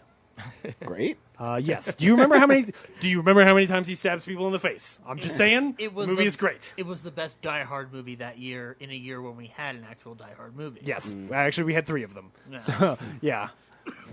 I also watched a horror movie called Holidays, which you may know. Ooh, is it spelled D-A-Z-E? No. Oh, damn it. It's the one where Kevin Smith did a segment. It's an anthology thing in the vein of like ABCs of Death and whatnot, except they're all, instead of letters, it's, the major holidays. And Kevin Smith did the Halloween one, and his is this guy who runs a one of those like girl chat things. Why can't I think of it? Girlchat.com. Sexy girl chat thing. Sure, sexygirlchat.com. Yeah, anyway. Copyright Real Nerds Podcast. Brad and I are going to start a podcast called sexygirlchat.com. Anyway, he's kind of abusive. No, he is abusive, but he's kind of running the show on this way to make apologies for abusive people. He's kind of abusive. No, he's totally abusive, and then the 3 women get the better of him and make him cut off his own dick. Okay, sure. Yeah, and that's the Halloween one. It takes place on Halloween. There's another one where a woman, it's for St. Patrick's Day, she gives birth to a snake. I thought maybe a leprechaun. What? Right, yeah. Yeah. Is it a green snake? No, it's... Well, didn't St. Patrick drive snakes out of Ireland? Isn't that his thing? Yeah. Oh, okay. Turn All right. Ireland. I got it. Yeah. It's based around. It's like based around that. Father's Day, this girl gets a tape from her father who's been dead forever, and she like uses the tape to track him down. And the segments are like okay. Yeah. The last one was probably the best one where there's like this serial killer guy, and he picks his next victim, goes on a date with her, and it turns out that she's also a serial killer, and she gets the better of him. So, spoiler alert. I also got to watch Zootopia, which I didn't get to see with you guys. Aww. Nice. And I don't think I was like blown away by it as much as you have guys. No but heart. I don't. But the animation is amazing, considering like how big that world is, and the message of the movie is really good too. So, the smart script. Yeah, it's really smart. Yep. Like you don't even know you're being like preached to until. Oh, I knew it. Like I'm sitting there going like they're telling me something, but I can't quite figure it. Oh, there it is. I started it the other day. I just had some time to kill, and I've got it on. I've got the digital copy of it, and so I spun it up and got just far enough to get to the scene where she says that it's right after the popsicle thing at the beginning. And they get outside of the elephant popsicle stand, right? And she's like, I'm just so surprised, you're a fox, but you're just so articulate. And I was like, oh, snap. This is a Disney movie. You just like brought in like hardcore racial commentary, and then it didn't stop. That movie's great. And then I rewatched The Shawshank Redemption and The Green Mile. Ryan doesn't like those movies. He says that they're dog shit. Isn't The Shawshank Redemption just one of those perfect films? Yeah, I think it's the greatest film of all time. Yeah, if I had to rank it, it'd be at the top. Art is subjective, and movies are subjective, and they're also art, so you can like that movie if you'd like. Yeah, and I do, because I was, I haven't watched it in a few years. It's not one of the best all time for me, but right. Especially The Green Mile. Like I was surprised I was actually tearing up at the end, because I kind of forgot. What, you cried? Oh, hell yeah. Yeah. Wait. No, I'm talking Brad. You mean Brad. Oh, okay. What's the movie where his heart's 2 times too small? Oh, The Grinch. The Grinch. There we go. Wow. Yeah. That's all I think about is Brad. I mean, I wasn't bawling. Okay. All right. There we go. I mean, Thought about crying. tears didn't come out of my eyes, but I thought, I've cried before. I'm sitting there watching. What happened in Denver? Well, in Bradleytown, they say. I was watching Michael Clark Duncan, who is now deceased, give this great speech at the end about how he wants to die because the world is so terrible. Oh, God. I'm tired, Wow. boss. I'm mostly just tired of people being mad to each other. Man, And then I watched the special features where they're like showing you how that scene went down, where they could have just shot his close up and Tom Hanks could have gotten a bagel, but no, he sat there and acted his ass off so that Michael Clark Duncan could do that scene the way it needed to be done. Oh, yeah. Yep. Man, Tom Hanks is good. I will say I actually think The Green Mile is better than Shawshank Redemption I think in so, the too. Frank Darabont Stephen King universe. What about Sully? It's not. Okay, cool. Anyway. Well, when you watch them back to back, it's just like a good movie fest. Like, Yeah. I don't think one's better than the other. It's, they Yeah. both have their pros and cons. And I think it's a bias just because Green Mile has that magical element to it. you Yeah. know. And it's got Sam Rockwell. right. Hard to beat. I was sitting there going like, I forgot how he gets taken out of this movie, and then when it started leading up to it, I was like, oh yeah, Percy gets Yeah. And then Shawshank on the special features, I was like entertained how I went to film classes and they had you like infer things about what the director intended. This thing's this certain color because they're trying to do this, and it was refreshing to hear Frank Darabont say like, yeah, people say like, oh, the truck at the end's red because the character's name is red. What? And Frank Darabont's like, no, it was just the only one we had. It was available. It was just red. It was the style I wanted. Yeah. For the period, it was Right. accurate. Yeah. It just happened to be red, and he's red. Yeah. So, and then the last two things, Zach and I saw together, Whoa. which was the first one, Don't Think Twice. Don't Think Twice, from Mike Birbiglia. Yeah. Oh, man. Movie about an improv troupe where one of the guys becomes more famous than the others, and all the infighting that ensues. And you know what? I don't have to think twice. I only have to think once. This movie is amazing. Dork. Yes. He's been practicing Fuck that you. all week. It's a great film. Yeah. Like, it's fantastic. Just brutally honest. Very honest. Nothing like extravagant wise. Like, there's no like big set pieces and stuff. It's just characters existing, talking in the real world, and it's compelling. Yeah. And yeah, there's a real honesty to it. Like, if you've ever done improv or stage stuff, Or tried to be an artist in general. yeah. It's about how your dreams don't come true, kids. Oh, thanks, Mike. Well, it's also about how to cope with, how to find other ways to, achieve your dreams. Yeah, exactly. Yeah. As you said that, I started thinking of like what Mike Birbiglia would look like if he got bombastic and showy and did like I can't even picture it. Like I don't know what that would look like. I would watch a Mike Birbiglia movie with explosions. Like Mike Birbiglia's version of Transformers would be a piece of art. Yeah, that's cool. Yeah, like so- that's at the Mayan, right? So far, it's So far, been there but- for a while, so I don't know if it's going to disappear like in the Oh, next week okay. or so. But I'm So- sure it'll be on digital. It's soon amazing. after. It's amazing that two amazing films this year are in the same theater at the same time right now. Oh, what else is in the Mayan right now? Well, we'll talk about it in a minute. Oh, okay. And then the other thing we saw was Miss Peregrine's Home for Peculiar Children. And is this a sequel to the Amy Adams movie?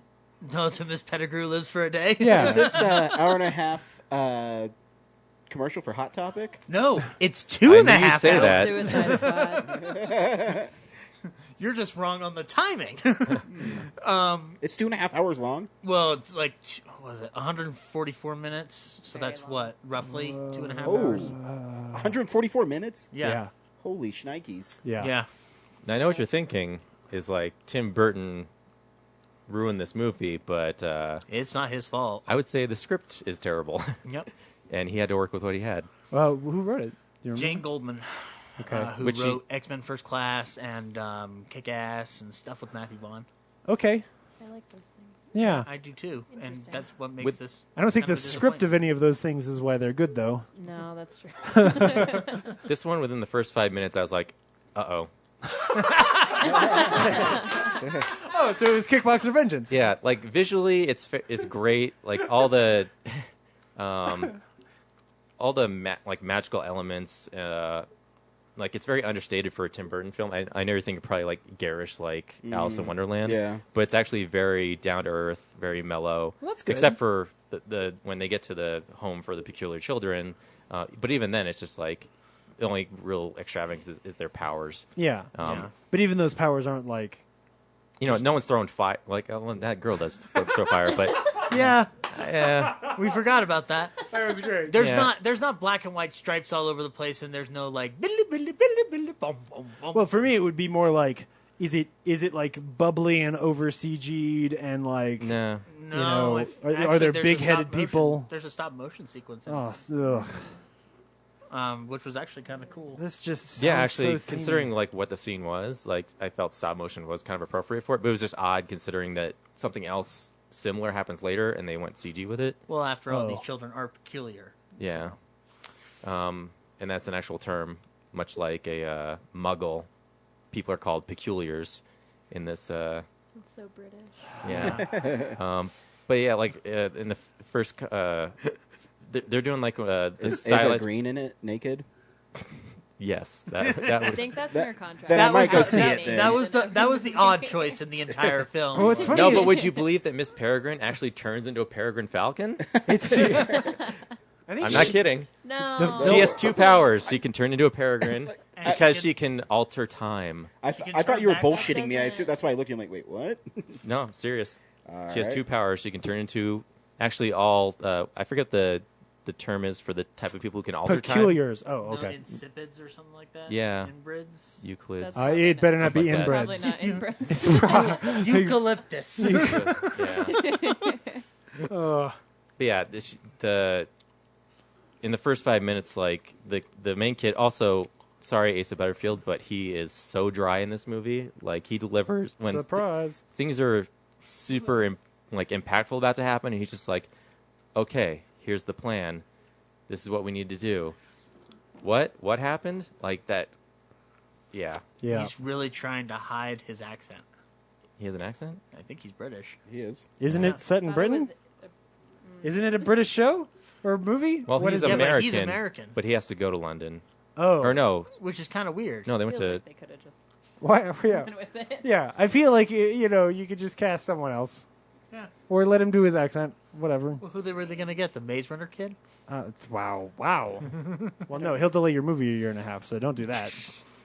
Yeah. But Not anyway. like getting hit by a car. The whole premise of the story is that Asa Butterfield, his grandfather, Terrence Stamp, he gets murdered. You don't know why, except probably monsters. He gets a hold of some Usually. letters. Probably monsters. Growing up, he told him about like, You're a wizard. I spent some time at this home, Miss Peregrine's home for peculiar children. Oh, okay. And then in the event of my death, you should go, Hang out with this lady. go check it out. And She's cool. he's taking psychiatry sessions because he Saw his grandfather murdered. and he can't deal with it. Sure. And so the psychiatrist recommends, you should go pursue finding out if your grandfather was making all the shit up. And his parents are like, ugh, we don't want him to do that, but they eventually allow him to, and his dad has to go along with him. Okay. And they go to this small town. I already know why this movie is 2.5 hours long. Jesus. They go to the small town. His dad wants to also take photos of birds, like he's a bird photographer. Yeah. Yeah. There's a lot of subplots here. Does And he they really? don't- does and he they don't lo- get along. Does he really love peregrine falcons? I bet he loves peregrine falcons. There's this scene in the middle that out of nowhere, he's instead of letting his son wander around, he's like, oh, we should hang out for a day. And they go to the beach, and there's this other photographer already taking pictures of birds, and he's like, fuck it. This whole trip is ruined. Goes back to the pub, and then gets next depressed. thing you see is 5 beers just already drunk. Yeah. What? Yeah. Oh yeah. But anyway, when the kid Sounds sad. wanders off on his own, the dad pays 2 local boys to show him around, and then they That's never a good idea. yeah. But don't they ditch him, and then he gets he just wanders in this one place, and then And then he finds the home, and sees that it's been bombed out because And you get to the home. Nazis bombed it during the war. Oh, good. Yeah. Now there's war involved. So maybe it doesn't exist. Nazis. Yeah. But then he wanders into this cave, and the cave is actually the portal to the time loop that Miss Peregrine is keeping everyone alive in. Are there peculiar Nazis in this movie? No. Oh, son of a bitch! That could have been good. Oh, I got so excited there. I was hyperventilating. The only Nazi type thing is that the Nazis, so they're in this time loop where they reset every day to the day when the house was bombed. Wait, so now the movie is a Star Trek episode? Sure. Hey, Kendall. Sure, Okay. if you want to Kendall, call do it. you know what they're talking about? No. I don't even know what we're talking about, and we saw the movie together. I'm just trying to. Okay, we'll just stop there because Is I was this just the trying to. end I was trying to. of the Oh, movie? there's plenty more. No, I think the plot just started. Moral of the story is I was just sitting there constantly going like, what is like why? What is Just shaking my head like what That's is? what I was the whole time you're explaining. I'm like, what the fuck is I this know. movie about? I didn't even get to like Samuel Jackson hamming it up. Wait, Samuel L. Jackson's in this movie? He's the villain, and his whole plot is like Ooh, he's does trying. he have a lisp? No, but he's who did I compare him to? Oh, This is so gonna be racist. But anyway, his whole motivation No one's is gonna win here. he and a bunch of other peculiars did a science experiment. They transformed into horrible monsters, and the only way to revert back to the original state is to steal people's eyeballs and eat them. What? Nice. Auto Shop of Horrors. Oh, the Neon Demon. No. The character, The character. like the level of acting. Oh, I can't remember what you. The movie is like all exposition. Everyone's just explaining things about how everything works, and then what else? Who did I compare him to? I can't remember. At the end. There's 4 books, right? Isn't that what it is? I don't know anything about the I books. don't know. Wait, but the movie's I got don't books even- in it now? I don't even think there should have been a chapter. The movie has books in it. At the end of Samuel L. Jackson, like, I have to get her out of me. And then he just throws up. No, that doesn't. No, he has lines like, and We then, had a great look there together, Kendall. It took me a minute to get it. I'm so sorry. Yeah, it's okay. It's okay. That was for me. He has All right. lines like, yeah, once we get all the, like, harvest their eyeballs, then we'll be able to take over the world type What? dialogue. Yeah. What is happening? Wow. If you thought Yoga Hosers was confusing, get ready for Miss Peregrine's Home for Peculiar Children. Wow. That's fascinating. Yeah, it's insane. So children shouldn't watch it. That was the weird thing. I was like, it's PG-13, but at some point they're eating these eyeballs, and I'm just like, okay, like this is a Tim Burton movie, right? Because, and I looked at the rating afterward, PG-13. How are they able to get away with eating eyeballs on screen? Like they're visibly eating these eyeballs. Because Was they there care blood? about violence onto specific people. So if they ripped them out of them and ate them, then they would care. They ripped them If out there of was children, blood, then it But would but be if they a were There's But no not on excessive screen. but not blood. on screen. Yeah. not on screen. They but- just said, hey, we got this bag of eyeballs, and Yeah. they came No, from there's that- children. There's that one monster like digs into Samuel L. Jackson and pulls out his eyes That's at the true. finale. Oh, Yeah. spoilers. It would be R if it showed blood or if they said fuck more than once. Yeah, Yeah. they never said fuck, Don't say fuck, man. and they didn't Woof. show blood. So Which is weird because Samuel L. Jackson was in the movie. anyway, Yeah. it's one of the most baffling stories I've ever. So not a recommendation. No, Okay. Absolutely not. Okay. So don't. Okay. Well, good. I'm still going to. I mean we should totally do a commentary of it and pick it apart because it'd be great. All right. Cool. Zach, Zach, anything else? So what did I watch this week? No, is, man, yeah. I watched Rocky 3 times in a row. I don't instead know. of watching 1, 2, and 3, Yeah, you I just just did watched one. the first one. That sounds like a over good plan, And over yeah. again. And it's a good movie, and I don't understand why I wasn't watching this on a loop when I was younger. Yeah. Yep. Ice That's a skating very scene. good movie. Oh man, yeah, the ice skating scene.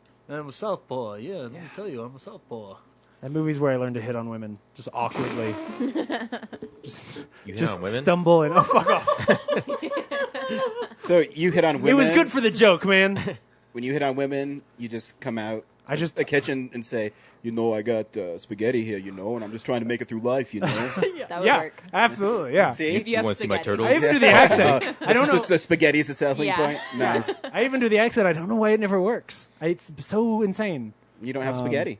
Girls are weird. It's true because they always say like, "Great, I'd love some spaghetti," and then they Kendall just don't. said. And you're lying. Yeah. Right, So. and then they're like, "What the fuck? You promised me spaghetti," and then they leave. And everyone's just hungry. Yeah, and I'm like, "Shit!" Now I'm alone in this Italian restaurant that I bought. Anyway, Zach. So I didn't watch the Italian restaurant. I also saw 31 by Rob Zombie. Boo. Oh, How wow. did you feel about it? I don't know how I feel about It's it horrible. because it's an assemblage Did you of watch- scenes that make no Oh. sense. I didn't make it past like 30 minutes. It's If I can bad. be I very can't honest. believe I made it past the entire thing. I can't Very believe I made poor. it. Mine is my wife wanted to watch it because she likes Rob Zombie films, which is fine. Yeah. I don't have a problem with Rob Zombie films. I think his reimagining of Halloween is fine, even though Did John you Carpenter read the called interview him an this week? asshole. Yeah. That's funny. No, he called him a piece of shit. Let's be. That's better. Yeah. The reason he calls him a piece of shit is you should read the quote because he's not just, you know. Yeah, 'cause he otherwise ignored it's him. taken out Yeah. of context. Well, it has more to do with like things that Rob Zombie has said. So it, yeah. anyway. But anyway, 31 is an assemblage of scenes that make no sense. Like, Oh, like There Will so, Be like, Blood. The problem that I have with this film is that there is no Slow down. There is no explanation as to who these villains are. Nope. So it's the horror film of. There Will Be Blood. There Will Be Blood. I didn't even- Everything you're saying is There Will Be Blood. I didn't even Anyway, put go that ahead. together. More hours on that. True. Yeah. Are there a lot of like shots that look like they were left on the cutting room floor? We're gonna have a discussion in the car that you're I not bet. gonna like. I think I'm gonna love it. Anyway, sorry. It's Go gonna ahead. be involving me bludgeoning you with a hammer. No, just there's no motivation for what these people are doing to the other people. And trying Which really, So the premise of the movie is a van full of carnival performers are driving somewhere. yeah, And- they're driving yeah, somewhere. exactly. There's no explanation as to what they're doing, who they are. And then I got to put up with everyone thinking Sherry Moon Zombie is hot. Oh yeah, that vanity. She just drives me crazy. I liked the opening scene. I thought Oh that was God, weird. that was the I thought only it was good part of this great. movie was Doomhead, played by Richard Brake, and God damn Yeah, it, that's fine. that Okay. guy is talented. But I will also say it drove me crazy, much like the ADR in Magnificent Seven. He had clown and blood all over his face, and from shot to shot, it kept on changing. It did. So I was like, "Oh my god! Can't you just shoot him one day doing this fucking monologue?" Wait, did that take up more than 2 seconds of the movie? Yeah, I was. Okay, so it's not at all like Magnificent So it's Seven, like- just for the record, yeah. It's like the first 5-7 minutes of it, Yeah. and I mean his performance is great, but it distracts me when in one shot he has blood on his teeth, then the next shot he doesn't, and then the next shot his like blood around his mouth changes. That just drives me bananas. yeah, It's like continuity. so. Anyway, 31 not necessarily the best. What was the best though?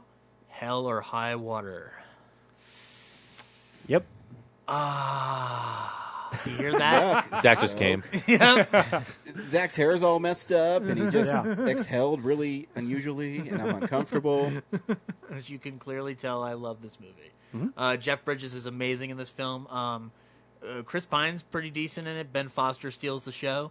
For those who don't know what it's about two brothers who pull off a series of small heists, cash only, from the drawer amongst these different banks in Texas, right? Yeah. Yeah.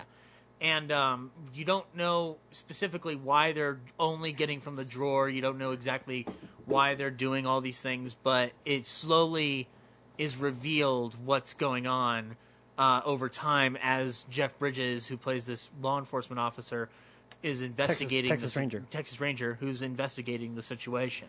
How did you feel about the weird racism in the movie?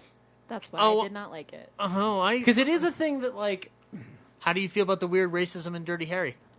Well, that movie's old. This movie was meant to feel old. Okay, but I agree with that. It is more in the performance. So, like, the... I know it's It's not not- an excuse. I don't know how I felt about it, to be honest. Yeah, like, that's the thing. I really like the movie, but I like the movie as 80% of No Country, which is a really nice thing to say, I think, to say. So but like so that to one stop- thing of his character, I don't quite get. So to stop kidding with you for a minute, I honestly don't know how I felt about it because Yeah. I could say it's a part of the character, but that would be making an excuse that I don't believe is there. Yeah, and it's weird. I feel like it's a subtle thing that was done in an unsubtle way, like on the day. Like I feel like it's maybe something that was supposed to be written to be like, oh, this is the way they jab at each other to show that they love each other. You could call it ball busting, but the performance doesn't show that. no, right? it Like doesn't. That's. But if that's the only issue in an otherwise tight script, yeah. then I gotta say I wish more movies had similar problems. Oh, I thoroughly enjoy the movie. It's just one of those weird things that it's. I'm not saying I want racism in everything. Right. I only bring it up because it's a thing that, like, now that someone else has seen it, that was a thing where I couldn't quite reconcile, right? So sometimes I'll see a movie and I'm like, oh, this is really good, but like there's a thing I can't put together, and that's what it was for me. To be honest, he wasn't the character I was fascinated with. I was fascinated with Ben Foster to the point where I was just agreed. So to the point where I'm just like, yeah, okay, he's making Injun jokes. Yeah. Big whoop-de-doo. Right. Let's get back to Ben Foster and how amazing he is. Oh, the guy kills it in the movie. Is what it is. Would I say it's the best movie of the year? It's teetering on that because that script is really good. Well, it's going to replace Keanu for you. It's going to replace Keanu. You won't let me get. You won't let that go, will you? Was that this year? Yep. Yeah. Holy shit! We're getting close to that part of the year where I need to make a list so that we can do the do you guys remember blank? Oh man. And then the last thing that I watched was sorry, I'm blanking here for a minute. Rocky Balboa. Great. Hey, that's got the guy from This Is Us. Milo in it. Yeah. Ventimiglia. Right. Yeah. You know, I still haven't seen Creed yet, so nobody spoil it for me. But It's good. Spoilers. yeah, I've heard. So I've heard. I just got it on Blu-ray. Yeah. Rocky Balboa seems to me like incomplete. Interesting. We're just like maybe that's what Creed's gonna fill the void. You know. What's How incomplete so? about it for you? Yeah. To me, it's just like it's about proving that he can still fight, but I don't feel that was ever the point of Rocky was to fight. It was to be happy. You are smart in a way that I wasn't for a few years there. 'Cause I love Rocky Balboa, and I still do. And I but saw the thing you're putting I your saw finger it in on, theaters when it first came out, and Yeah. I liked it. But I'm watching it now, and I'm like, yeah, but after watching the first Rocky, this movie seems more focused on the boxing and less on the human aspect. so you should go back to if we went back to my review of Creed. Like when I saw Creed the first time, I realized I haven't even heard your review on Creed because I don't want it spoiled for me. I always felt like Rocky Balboa was a cool way to wrap up that character, and then I saw Creed and was like, oh shit, I forgot that was actually that was Sylvester Stallone's way of wrapping up that character in a similar way to how he wrapped up Rambo, which is it's from a place where it loves the whole series, whereas Creed treats that character the way that the original Rocky treats that character. That's what I felt. I felt that Balboa was more a tribute to the series and less to what the first Rocky is. And after I can confirm this after watching Rocky 3 times in a row, the movie's not really about boxing. Right. You should go home and watch Creed. That movie will probably crush you then because it is fantastic. Well, it's a good thing we're recording early tonight, isn't it? Yeah. What second or third best movie of last year? I think we all had it on our list, or at least two of us did. Brad, did you? Did not. I didn't, Did not, but it would be it could have been. It would be 12th or Right, yeah, 11th. Yeah. It's just an amazing film. Anyway, so that's cool. That's all I watched this week. Yeah. Fuck, 2 hours later, here we go. No, I'm just kidding. To build on... We're actually doing really well for how many people are on the show. 31. It's basically vignette after vignette of people being punished, and you don't understand why with outlandish characters, which is completely stupid. My wife is like, oh, well, the set design is good. I actually disagree with my wife. I can tell that it's cheaply shot because it's all shot like in a boiler room that just dressed differently throughout the whole film. Yeah. Well, it was an Indiegogo campaign. Was it? Yeah, it was crowdfunded. Well, it's shitty. Because I watched Night of the Living Dead last week, and that film was made for $100,000, and I thought it looked and was shot better. Because it gets to a point where with Rob Zombie films, sometimes it's like, and I've said this for many years, and Brad actually pointed out, he's like, well, his wife's in it, so you don't like it. It's not the only reason. It's because I have my biggest problem with Rob Zombie as a filmmaker is, so he'll subject women in his films to unspeakable violence continuously. In the first Halloween, little Danielle Harris is running, getting her shirt ripped off so she's naked, getting stabbed, hung, and all this stuff. And then when it comes to his wife, he's like, hands off. I'm not going to let something that abusive happen to her. You can go back to Devil's Rejects, where she goes down in a blaze of glory. But what do they do in the meantime? They rape and murder a woman inside of a hotel room. Yep. To me, that's what comes through in his films. You know, he's too transparent. He's too transparent. It's like, oh, that's my wife. So I'm not actually. I got Lords of Salem again because I got it for $1 at Tradesmart because Tradesmart has like 80% off their used stuff. Yeah. So I'm like, I'm going to rewatch it, but I still remember in that film that all these bad things will happen to people except his wife. He's like, oh no, I'm not going to hurt my wife. Yeah. But you're going to subject other women to sexual assaults, violence, and I mean, he's not nice about it. So what you're saying is you hate his wife so much that you want to watch her get hurt in films. That's what I'm hearing. No, I'm just kidding. No, what I'm saying is he's really brutal, and that's his film style. I understand that. Whether you're going from his first film, House of 1,000 Corpses, up to 31. But by casting her, it makes her a weakness in the film. It makes her a weakness. Yeah. Not only her acting ability, which isn't that great, but also it's like, oh, because what happens to her at the end of 31? Oh, she makes it out. Sure. Nobody else does. Which, by the way, that ending was extremely vague and stupid. It was stupid. The whole film is stupid. And I just don't... When Rob Zombie doesn't have the structure of a Halloween, I think he loses the weight with his own writing. Because he's like, I'm going to try to shock you. And I think sometimes his characters, a lot like Kirkman, they say stuff that's just dumb. And it's like, I'm going to say shocking things just to be shocking. Like, motherfucking shit, fuck. Who cares? Who cares? Say something intelligent. Yeah. I would want to say that he was trying to be an exploitation filmmaker. I just don't think he knows how to do it properly. I don't think so either. I think... Yeah, because you're right. You're introduced to these villains. Oh, we're just here.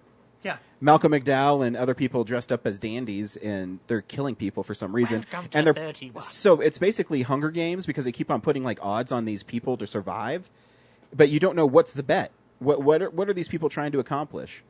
It doesn't make any sense at all. And I'll just don't even go there. So so it even goes to the end. This is just puts the exclamation point on my point. So his wife gets out of this whatever, and this one dude has murdered like everybody, and he's the guy at the beginning. And Doomhead, yeah. Doomhead. So he gets his wife cornered in a room. He starts choking her, and he's going to kill her. And then an alarm goes off, and they go, "Oh, 31's over." So, yeah, and then he goes, she's fine. And he gets pissed off because he's just like, I didn't make it in time. Like, yeah. So what, is he following the rules? Yeah, and is anybody else around? Fuck it, who cares? Yeah, he's a murderer. So again, there's no logic. Yeah, there's no logic to it, and so it just drives me crazy. Yeah. And so maybe it's because I dislike his wife so much that it does stick out to me more, but I don't know if anybody else recognizes it when they watch his movies. Yeah. Where even in the Halloween movies, he's, Michael's mom, and she's treated as an angel. She's treated as like this saint when, at the beginning with William Forsythe and they're having these conversations, they're not good people. Right. So don't sit there and tell me that she's a good person and whatever. Anyways, the other thing I watched, which I had tons of fun watching, was Popstar Never Stop, Never Stopping. That movie is brilliant in so many ways. I can't even everything about that movie just made me laugh. Not a movie where I'm busting up laughing, but a movie where I would chuckle all the time because it was just dumb but really funny. It's consistently hilarious. Yeah, and I mean the song that tanks Connor for real, where he's saying people should be loved, not gay, and because he just keeps on reiterating that he's not gay, but it's okay if people that are gay get married. It's just really funny, and he doesn't understand why he's not popular anymore with songs like that because it's really funny. I love that Seal says, "It's okay, I've been in this situation before." Yeah, how do you think I got these scars? But even his friend who goes to like a farm to cultivate vegetables because he's no longer allowed in the group. Well, then you find out that that's not exactly what he's doing. It's not, but he still has really funny like moments. The movie's hilarious. This is the model of the award that I was supposed to win for Connor's catchphrase song. Yeah. And then it has tons of famous people in it, and they're all really good in it. I love that movie. Cool. Yeah, that movie's really funny. So that's awesome. That was a good time. Good. Yeah. So this week on Real Nerds Podcast, 3/5 of us saw Masterminds. Zach, should people see Masterminds? No, not at all. I was honestly very disappointed by the film, and especially since I'm a Jared Hess kind of guy, but this film was a mess. Brad? Is it fair for me to review it if I fell asleep through like 10 minutes of it at the end? Yeah. Oh, yeah. It was kind of boring. No, not kind of boring. It was boring. And I like Jared Hess's stuff, like Gentleman Broncos, Napoleon Dynamite. But this was just, I can't believe this is a real thing, though. Like, this is A real event that heist, happened in real life that they have made into a comedy. But yeah, I thought it was boring. So, I think you can rent it. Here's my issue with the film, and it actually showed up when they were doing the gag reel at the end. So, anytime a movie is made and then there's reshoots, you can tell. The parts that were Jared Hess movie, I really enjoyed. Like, I thought Kate McKinnon was really funny in it, like in Out of Place. I think Zach Galifianakis and Kristen Wiig were really good in it. But if you were watching, I don't know if you guys were paying attention at the gag reel, but it was originally called Armored Car. Mm-hmm. And then sometimes through the gag reel, they actually had Masterminds on a clapboard that was like, what do you call it? Not like a logo, but it was like a label maker on it. Yeah. So when I look at them, I'm like, oh, there's pickup shots. And every time that I saw the Masterminds ones, I'm like, oh, that's what they added to the movie to make it more like mainstream. The montage. But if it was just a Jared Hess movie, I think it would work because it's in that same goofy universe. But yeah, I think you can rent it and be okay. Did someone else come on to direct it, or are you just saying No, like the someone studio watched it and they're like, oh, we should Yeah. add on it because I think it was made 2 years ago, 3 years ago. It was made 2 years ago. It was supposed to be released last year. Yeah, and I know that Relativity went through bankruptcy, but you can tell that they added this stuff in. I think to try to appeal to more people. But anyways, here's a trailer for Masterminds. My name is David Gant. I always felt I was destined for a life of adventure. It didn't quite pan out that way. There he is, the man of your dreams. It's like you're marrying both of us, David. Me and Mama. Don't speak, even whisper. Then one day, I met Miss Kelly Campbell. What would you do with $1 million? Probably start my own business. Maybe be a bounty hunter. Nice. You know, put a cap in their house. Oh, that burns! Oh my gosh, David, let me see. Oh, God! I think that bullet just went straight between your cheeks. Yeah, it feels like it just grazed my biscuits right there betwixt them. Kelly tells me y'all work together over at Loomis. That strikes me as an incredible opportunity. You talking about robbing a bank? How hard can it be? You load up a truck, and you drive away.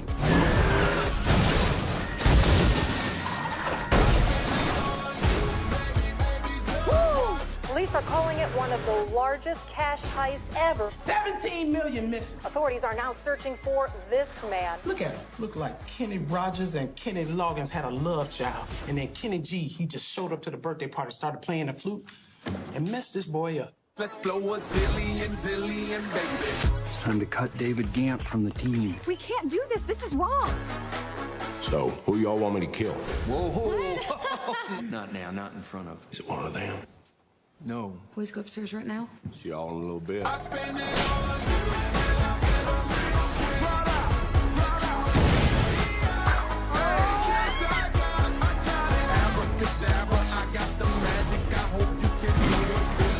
Save Chambers, you double-crossed me.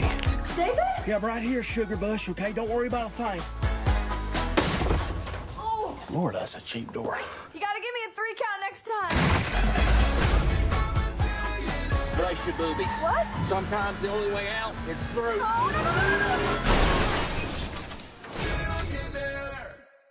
Is it my imagination, or does every filmmaker want to try to be the Coen brothers? I didn't get a Coen Brothers vibe from it at all. But it's about idiots. Yeah, Pulling off a heist. But I would say that's Jared Hess too, because Pop Star's about idiots. So is There Will Be Blood. But not about the heist. No, my problem with the film was I could tell when they were doing in the reshoots also, but also it was because of the way Zach Galifianakis is fluctuating in weight. You can see him looking a little bit thicker and then a little thinner between certain shots. Yeah. And then on top of that, I mean, can I spoil? I could spoil now, right? Yeah, we're there. Yeah, so you can Google the real story. It's also it's also a comedy. So The only time that I felt satisfied outside of Kate McKinnon's character was when we get to Jason Sudeikis' character. Yeah, he was good. Who was really good in this movie.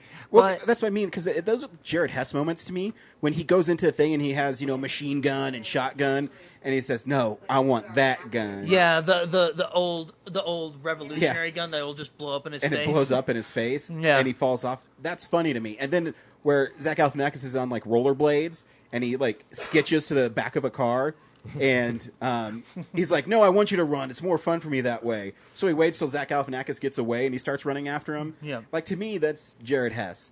But when you have the montage and a couple other scenes in it, I'm like, you're just adding this stuff on because people aren't going to laugh like I did when he's like, "Oh, man, I just shot me, and my bullet went between my two biscuits," because he shot himself through the crack of his ass. Yeah. Like, that's funny to me. But there's not enough goofy moments in it to sustain it for me. Like, Sudeikis should have come in way earlier. Yeah. Like, the story should have just started at the heist for me. Yeah. Because that's like an hour in. Oh, yeah. Yeah. Clearly, no one was confident in this story. Yeah, no, I agree. And I that's what I mean. I think if you're going to make it silly, I mean, I think because Kate McKinnon has my favorite moment in it when she is explaining why she's marrying Zach Galifianakis' character. Yeah. And because she also talks through a smile throughout the whole movie, and I think it's really funny that she's just pretending to be happy. And she says, "And so I met the most handsomest man in the world, but he died. And then I was at his funeral, and I saw this pallbearer over there, and he had trouble holding up the coffin. And I was like, well, that's another man." Like, that stuff's funny to me because Why take the dead one when you can take the live one? yeah, it's just really clever. I mean, those parts to me. I don't know, Brad. Does that feel like a Jared Hess movie to you? Those moments? Yeah, those moments too. But then you're right. Then you have to wait so long for them to get going, and then I don't know. Yeah. The montage to "Don't Pull Your Love" was a little Jared Hessish. That's a weird phrase. But it's killed when he suddenly sharts in the pool. Although I will say that was pretty funny. It was, but I mean they added montages to it because there's also that montage where he's training with Kristen Wiig. Yeah, Kristen Wiig. That doesn't make any sense at all. Although it was really funny watching the bum go like, "What are you doing to my house? Why are you destroying my house?" Yeah, but that's what I mean. Like, it just seems out of place in the film. It is out of place. Where I think like Jared Hess films, like Gentleman Bronco, kind of lets the wackiness just play throughout. It just goes throughout the whole film. It speaks for itself. Because then you have identity crisis like Masterminds. Yeah. But yeah. Yeah, that's Masterminds. Huh. Yeah. I mean, yeah, there's a couple funny performances and funny scenes, but as a whole, it's just like getting to each of those is just, you can feel like they're trying to put a plot together based on a heist, so it's trying to be a traditional heist movie, but I think what would really work if it was just like this bonkers off the wall, like... I will say probably the funniest line in the film is, and I'm the only one who laughed, is... So Zach Galifianakis' character gets bumped into Jason Sudeikis' in the airport, and he's like, "Oh man, it's here." It's like, "Sorry, I was just choking on my chulo," and that's asshole, but it's actually a churro. That's funny. Yeah, I fell asleep at the part like right after like they're talking on the beach. Oh, you didn't see the chulo part? That's funny. but then I woke up and they're like all of a sudden in the middle of the mansion trying to get away from Owen Wilson. And I was like, "What did I miss?" I don't care. And see, I laughed too when. Like the explosion went off and it just ripped Ken Marino's shirt off. That was like funny. Out of nowhere, and it flies off. Yeah. But yeah. Yeah, it's. Anyways, next week James won't be here. He'll be celebrating his birthday. Happy early birthday, James! Thank you. We will be seeing The Girl on the Train. Oh man, I love Emily Blunt. Do you love Emily Blunt? Of course, I love Emily Blunt. I also like that so that great. talented, amazing young woman who was in Magnificent Seven. She's just fine. She's great in not Magnificent Seven. Probably Hardcore Henry is probably her best performance. Oh my! I want to hit you so hard. That came out this year. Wow. It did. Wow! Yeah. What a dumpster fire of a film, man. Yeah. Kendall, are you looking forward to seeing The Girl on the Train? I am. I'm not sure. I don't like the trailer. No? The trailer bothers me. I don't think little it's a great bit. trailer, but I've tried to stop watching trailers for the most part. I We've been think- throwing that on oh man, everything at the go, Alamo. Go watch the trailer for Passengers. It's terrible. Oh, it's the worst. I It's watched so it, don't bad. worry. Don't watch the trailer There's for a reason Arrival. we woke up. If you haven't seen Yeah, it well, yet. I mean, I think it's with the girl on the train. I think because the movie is so twisty, is what my wife told me. She read the book that I got for her. She always leaves that part out. when she's talking to you. Yeah, but I know the book is kind of like Gone Girl, where it's really twisty and you don't really know what's going on. So I think that's fine if the trailer isn't that good. You know what I mean? If they're just going to tell me like, yeah, Wait. I mean, I love the actress, so I'll see it. It's one of those movies that I see the trailer and I can tell they don't quite know how to market it. Yeah, like they know they have absolutely. something good, but they're like, here, look at this. Yeah, and They it doesn't got stuck have with a not great title. Yeah, also. and yeah, and it doesn't have the pedigree of David Fincher directing it, so you can't say from the director of Seven. Yeah. So you just got to say, well, here's some shots. But they're stuck with the title because it's the title of the book. So you at least want to get the people who read the book. Yeah, Yeah. it's a tough spot. Because they could have given it some amazing title like Edge of Tomorrow, like something that'll really bring people in. Every time I see that, and my Blu-ray obviously says "Live, Die, Repeat." Right. Why the fuck isn't that the name of the movie? Oh man, because that movie is great. It's so good. Also starring Emily Blunt. Yeah, man. Also wonderful. Yeah. Do you know how great she is in Sicario? She's amazing. She is. They're doing how they keep doing those like table read things where they just they never make a movie and they just do it. She's playing Skylar in Good Will Hunting. Oh, sweet. Ooh. Yeah. But you know what she's filming right now? Mary Poppins. Oh my gosh, I can't wait. Isn't Lin-Manuel Miranda in that? Maybe. I'm really excited. Oh, he is. You're right. He is in it. Is it that guy from Gossip Girl? Hamilton. Oh, okay. Maybe. I'm kidding. I am messing with you. It's like I don't know. I don't know I either. didn't watch all of Gossip But yeah, Girl, even though so I did. I heart Emily Blunt. Yeah. Kendall, thanks for coming on. Don't make it a year, okay? Thanks. Yeah. I know. Seriously. Defend There Will Be Blood against this. I'm going heathen. to. One day, Steve came home, and my roommate was watching that in the living room, and then he came into our room where I was also watching it because we don't talk. Because you had nothing else to do with your life. You were just I like, had so much to do. And then I let's- watched Inherent Vice afterwards. I'm gonna go watch this wonderful collection of B-roll that they released to theaters a few years ago. So you like Inherent Vice too? I love Inherent James, Vice. I love you, but you're Man, wrong. sometimes you just it's okay to like stuff other than your other significant other. Just saying. I was late here today because we were fighting about La La Land again. So. Yeah? Good. And I won't let it go. Good. No, don't. No, don't. That keeps relationships strong.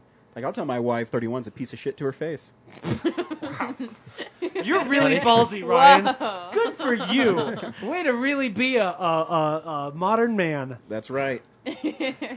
You know, she also cooked dinner. This is Do you think this house is clean by me? Pff, fuck no. My wife did it. Now it's getting weird.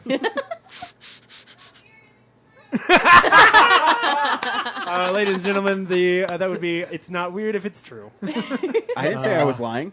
You just assumed I was a good person. I didn't mean weird like you're lying. I meant weird like. Wait, am I living inside of the Dick Van Dyke show? No. The true reason is my wife. That would be awesome. She can't sit still. My wife cannot sit still. Fair, yeah. All right. And I'm like, relax. She's like, I am relaxing. Right. Well, it's because you keep leaving messes everywhere. Me? No, my little boy. Oh, that's right. That's right. And me. I always get confused. I know, because we both have action figures. You guys figures. look so alike. Yes, exactly. Anyways, Kendall, thanks for stopping by. Yeah, absolutely. It was It's wonderful fun. having you on, as always. Yeah. It's so much fun talking about. I'm sorry I didn't see the movie. No, I don't think you are. Just saying. Trust me, you're not sorry. It's a little that you too didn't see this mainstream movie. for Kendall. If it was Masterminds of La Cucaracha, then maybe. Maybe that sounds great. Not mad. Brad, do I have to start writing Masterminds of the Cucaracha now? No, it's called Joe's Apartment. They made it. Hey, nice callback, Brad. Good job. Oh, that's right. I Remember when forgot. My number one MTV is made Joe's movies? Apartment. Yeah. I think they still do, actually. They still do. Yeah. There's less obvious about it. All right. Bye. Bow, bow. Bye.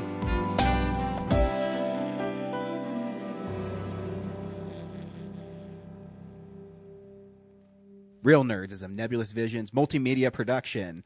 We would also like to thank Sparks Mandrill for our music. Additional music from Ben Sounds. Thank you to Alamo Drafthouse. Thank you to Colorado Coins, Cards, and Comics. And thank you for listening to the Real Nerds Podcast.